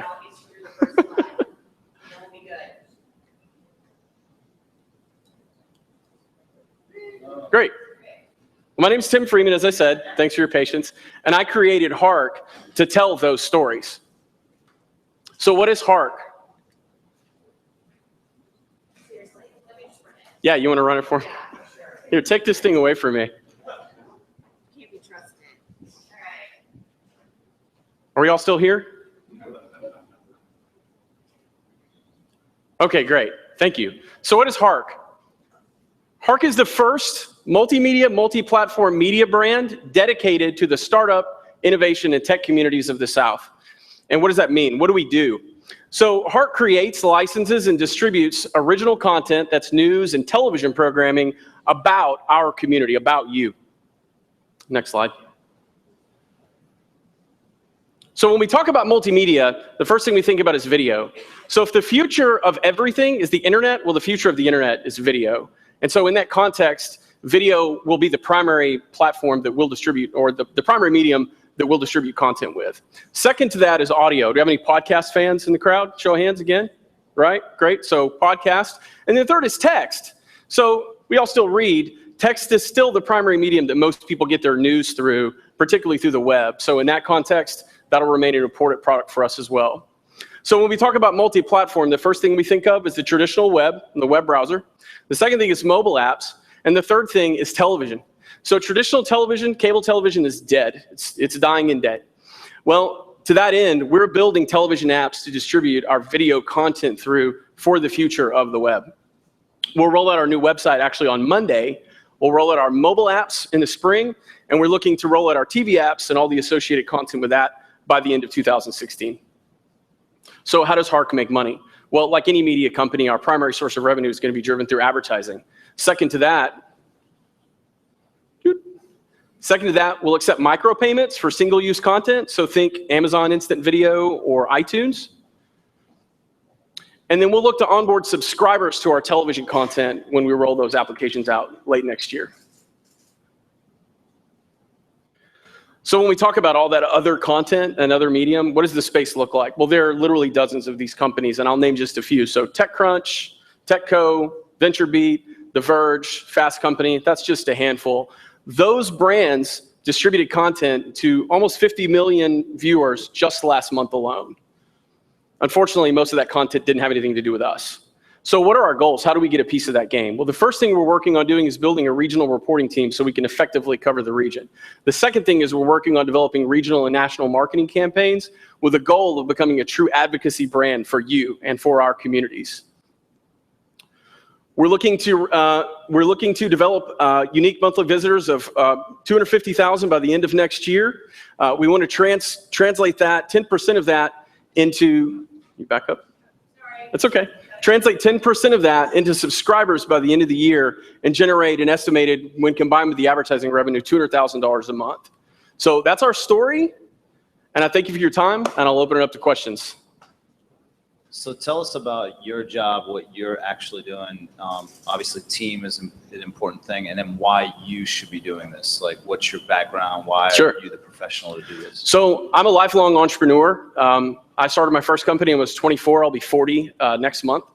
I've been involved in the Arkansas, specifically startup community, for the last 13 years, and I have a background in brand development.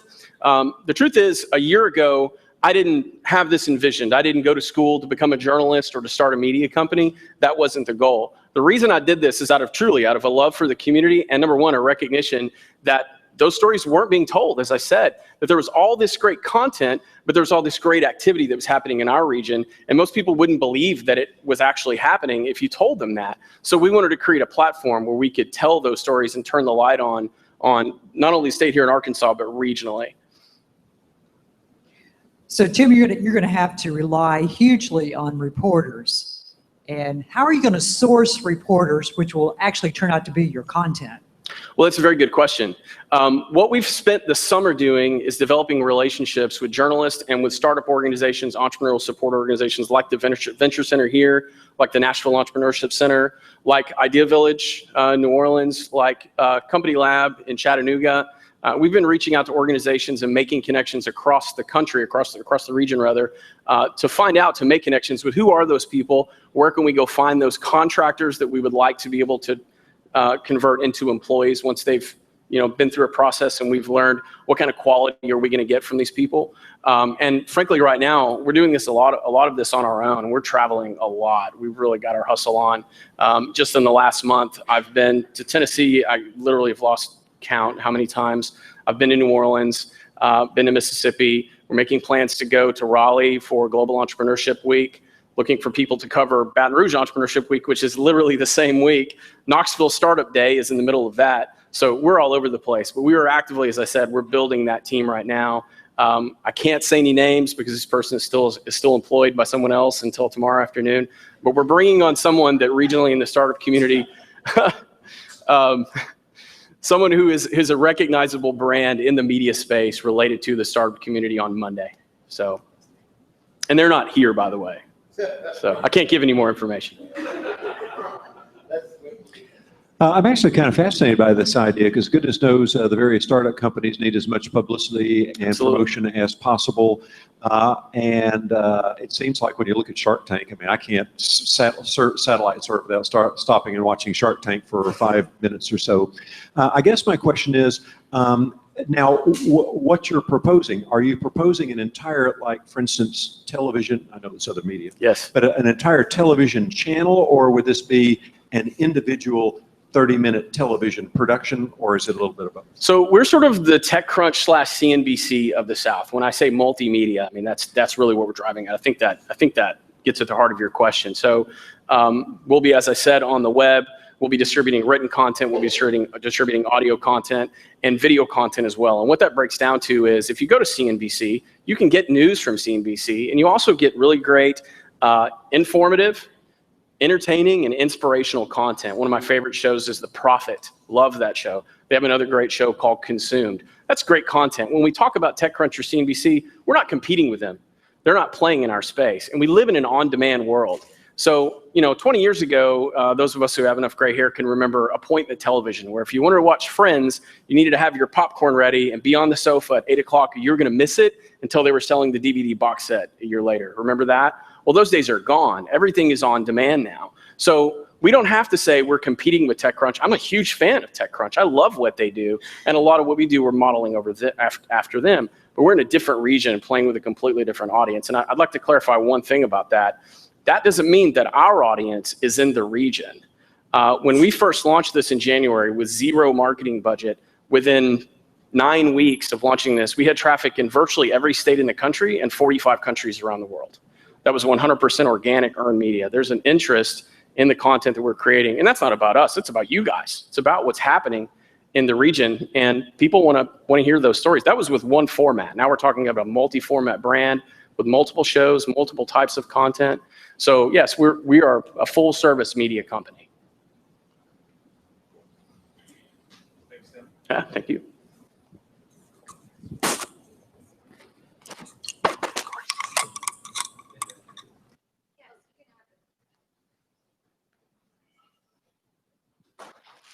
All right, cool. Up next, this is Corey with Raft Up.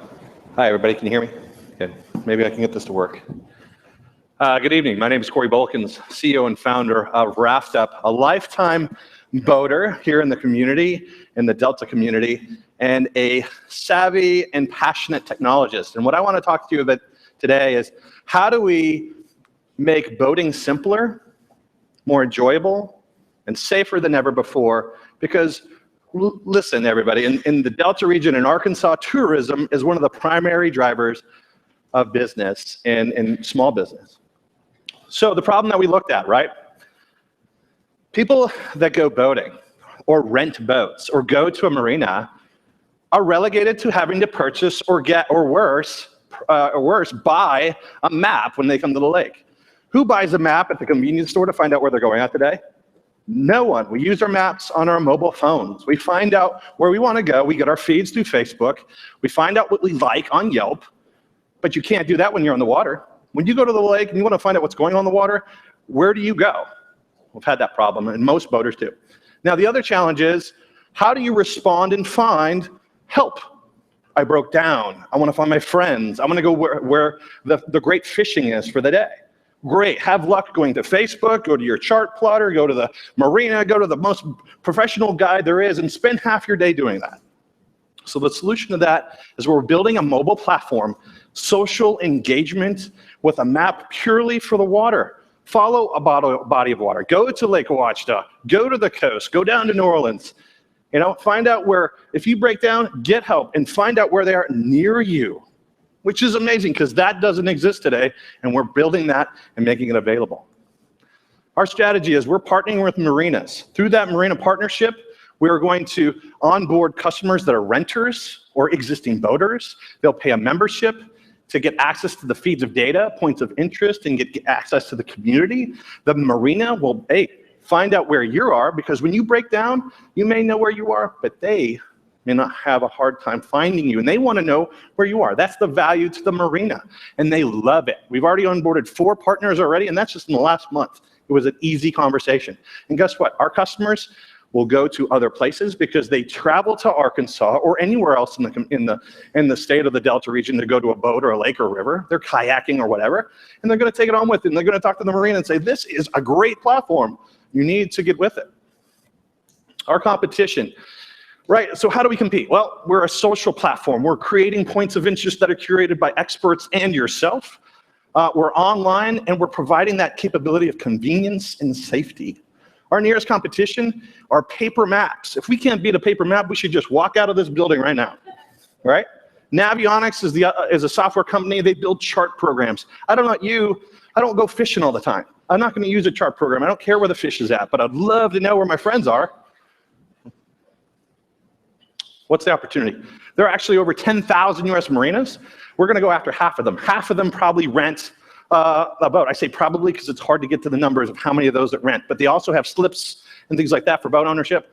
And we're going to also go after half of the boats that they rent in a year. So if you look at it, thank you.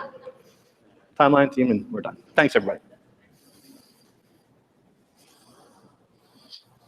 So you have customers already, marinas, right? We have 4 marinas, yes. 4 marinas, okay. What is it that they're getting other than a point on your app? Okay, so what's the value to the marina? Exactly. I'm glad you asked. So there's 2 values that they get with becoming a Raft-Up partner. They only get to promote themselves within the community. They can sponsor points of interest. So these are our dive locations or beaches that we're promoting, or themselves. But they're customers that come and rent to them. And this is the biggest problem when we went to Discovery was, I want to know where my customer is. Now, I know that sounds creepy, but when you rent a boat on an unfamiliar body of water and you break down and it's actually sundown, can anybody figure out where they're at? No. And this app will allow them to go and find you and not waste 2 hours and get to you quicker. So it's better customer engagement and community involvement. I kind of get it. I can see why that might be helpful. I'm trying to figure out what your revenue model is, and I'm also trying to figure out if, with regard to this app, if you have to pay for this app or if it's a free app. Right. So I guess is it customer supported, is app sales supported, or what's the revenue? I'm glad you said that because I didn't even get to that point. So it's a membership supported. So when you go to the marina and rent, we're primarily focused on renters right now. It's $10, but it's rolled into your boat rental. So when you go to them, they'll say, download Raft-Up. We're a Raft-Up user. $10 is added to your boat rental checkout. They'll give you a promo code. You download the app, and now you have access to Ouachita, Bull Shoals Lake, or what have you. And so when we look at it, that's a dedication. On average, if you look at one boat, a Bull Shoals Lake boat dock, one of the largest boat marinas that was a partners of ours, we're looking at 3,000 renters, right? So extrapolates $45,000, $50,000, just 1 year. And that's quite a few renters, just one marina. So you have $6,000 right now, right? So you have, because you have 4 that sign on for $1,500 a piece. Is that what it is? It's 15. Right. It's I'm sorry. It's $15 for the membership, and it's a revenue share as well. So if the reason why they partner is they'll get a piece of the app membership that they sell within there because it's an insurance policy. They'll know how to get to their customer. We sell the app, so they get $2 of that, and $15 comes to us. So the marina sells the idea of your Thank app. you. Then I download the app, right? On my phone. I jump in a boat in a lake that I don't know where. Like, how many people go to a lake that they don't know of? I'm just sort of curious. Like, sure. From a scale perspective, I would have to sign on how many marinas. It's easy. So 15 marinas is 30,000 users next year. And in 2 years, we're going to look at 50 marinas, and that's 1.7, or I'm sorry, 1.7 million, and then 3 years is 350 marinas, and that's $8 million. There's quite a minute. They have one marina, and we're being conservative because not everybody has. We're starting with iOS. Not every marina is going to, or person's going to have an iOS phone. We're looking at 3,000 dedicated downloads for just one marina. We're looking at 15. It's a very easy growth model, specifically when we partner with a marina. How many downloads do you have right now? Okay, so we're releasing our beta app next month. So right. we have 65 beta users. Cool. Thank you, Sorry. Corey. Thanks. All right.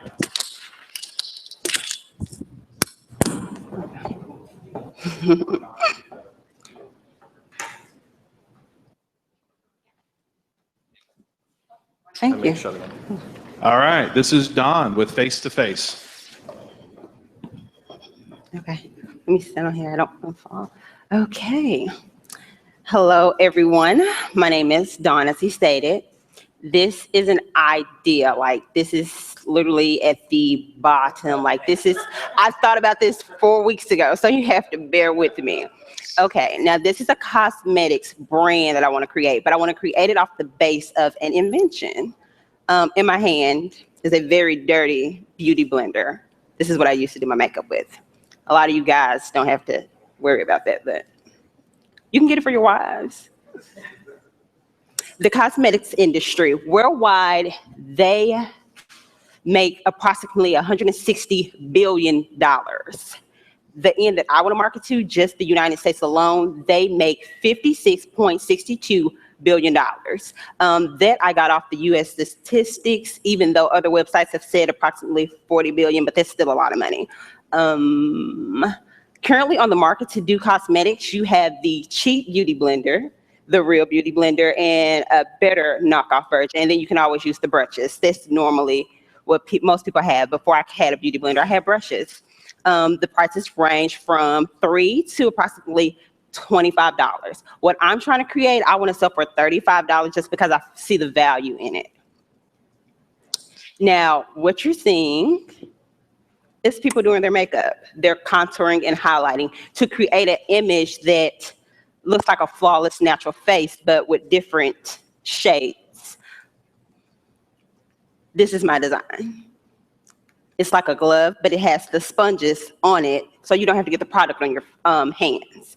You can highlight and contour without having to use a different utensil, and you don't have to mess up your sponge, because once you do the highlighting portion and then you go to the contouring portion, it's on the sponge, and as you spin it, it's on your hand, and you mix the chemicals, and it's just kind of messy.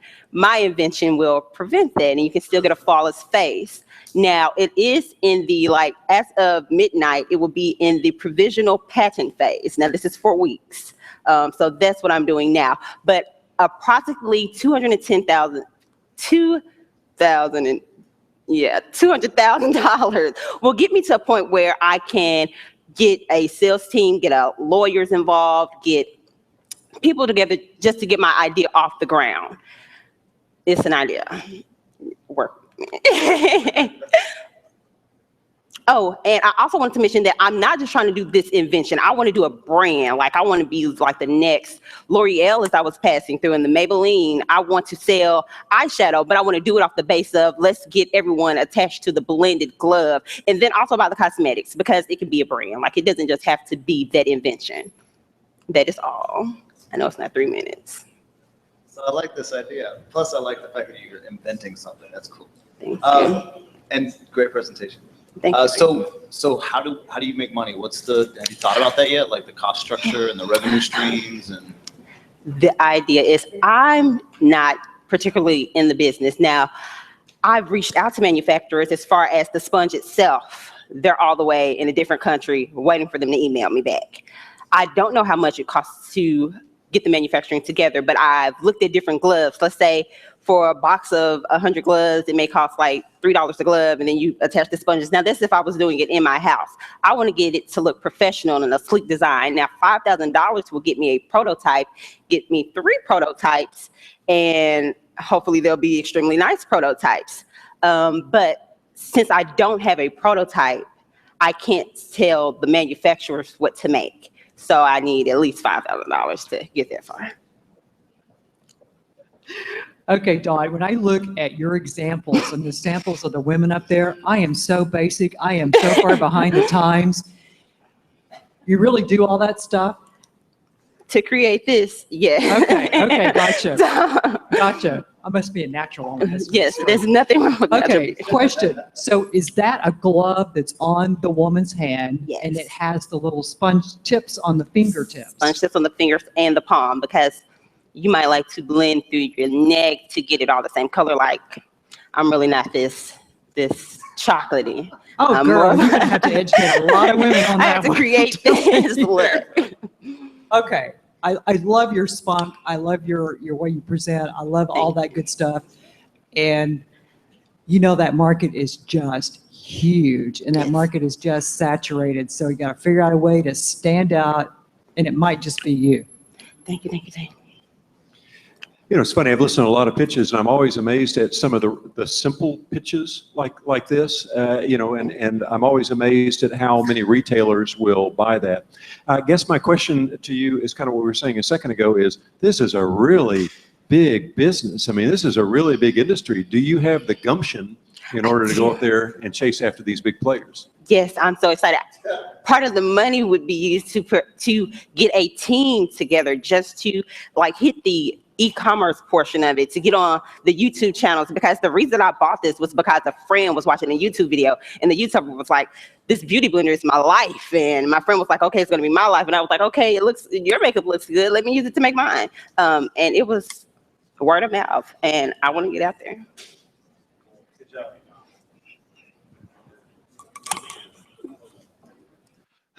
All right, those were awesome. Let's give all the entrepreneurs a big round of applause.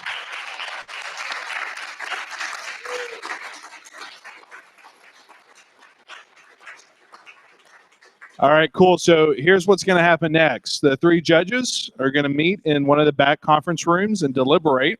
While they're doing that, we're going to play some music, help yourself to what's left of the food and the beverage. And we have a now. So if you're one of the entrepreneurs, go up front to get your photograph made. There's also going to be a poster here on the front that we'd like everybody to sign their name to. So we'll meet back in a couple minutes. Hang on. So judges, hey, Katie, I'm going to use the privilege of being the founder of this deal and gets to write the check. So what I've seen tonight is another beautiful demonstration of why we are supporting this effort. I wish that we could take every one that pitched, but here's what we are going to do. We're going to add another slot tonight so we can take 4 and 1 alternate, so we can add another entrepreneur to have that chance. Sorry, you can hate me tomorrow. She's going to chew me out, but it's okay. We'll find more resources. We'll add another slot. This is good stuff. Congratulations to all of the entrepreneurs tonight. Let's take a couple of pictures. So judges, give me back 4 and 1 alternate.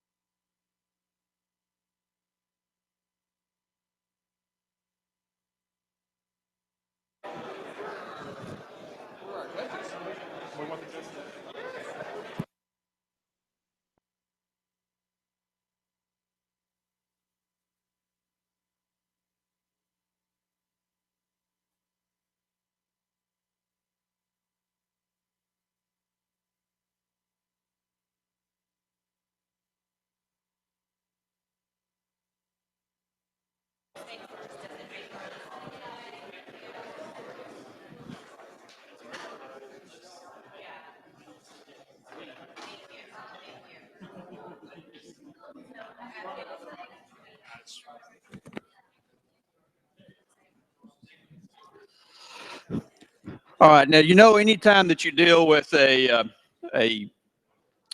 elected official or appointed anybody in politics and government, right? We always take the opportunity to say thank you and give you a sense of appreciation. And of course, this is certainly no exception. And I want to make sure again that we say thank you to our judges. And Hunter, thank you very much. You're great tonight. Attorney, been involved in entrepreneurship a long time. We're very appreciative of that. And Carol, thank you. I understand you're now a mentor for the Venture Center. Lots of experience, an entrepreneur herself, very successful. And of course, Chad is partly with the Noble. So thank you very much. They did a wonderful job. Now, what I want to do is that because I get an opportunity, and many of you all who know me or who don't know me or really know much about DRE other than what you've been exposed to tonight. I am what's referred to as a political appointee, Senate confirmed. So I work for the President of the United States, and I'm confirmed by the U.S. Senate. And it gives me the ability to run the agency. And as a result of that, because you got to get permission to do anything in government, right? But one of the cool things that I actually get to do is I get to have something that's called a challenge coin. And it's really based off of the tradition and in honor of the men and women who protect this nation and give us our freedoms. And so we've carried on that tradition at the Delta Regional Authority. And so as the federal co-chairman, I have a challenge coin myself in honor of the men and women in uniform. And we do it as a token of appreciation or thanks, even for new partnerships or new relationships or a recognition of some service. And so likewise, I'm going to do that tonight with you three. And so on the front is our seal with the 8 stars representing the 8 states and the 8 governors that comprise the Delta Regional Authority. And on the back is the footprint with the flags of the 8 states. So in military tradition, I'm going to shake hands and make a couple of comments and then present each of you my challenge coin for your service tonight and our new relationship.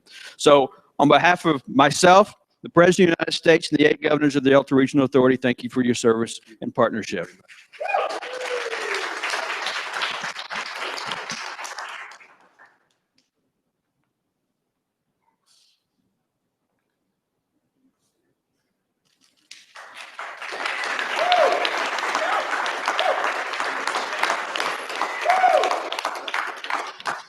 And of course, for our great host tonight, Lee, your team, the Venture Center, we want to say thank you for them. Jessica, come on, guys.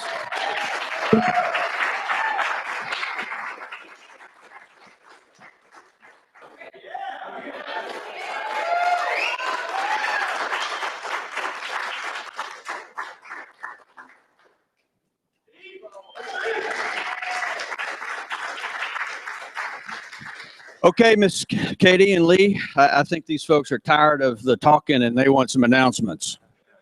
You want me to? Okay.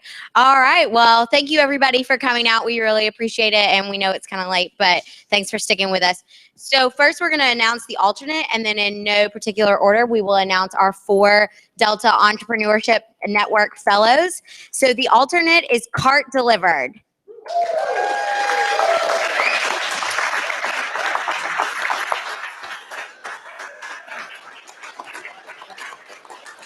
And our 4 fellows, and hold your applause until we announce the 4. So our 4 fellows are Renewable Energies, Inc., Line Guard Med, Zuni Learning Tree, and Feather.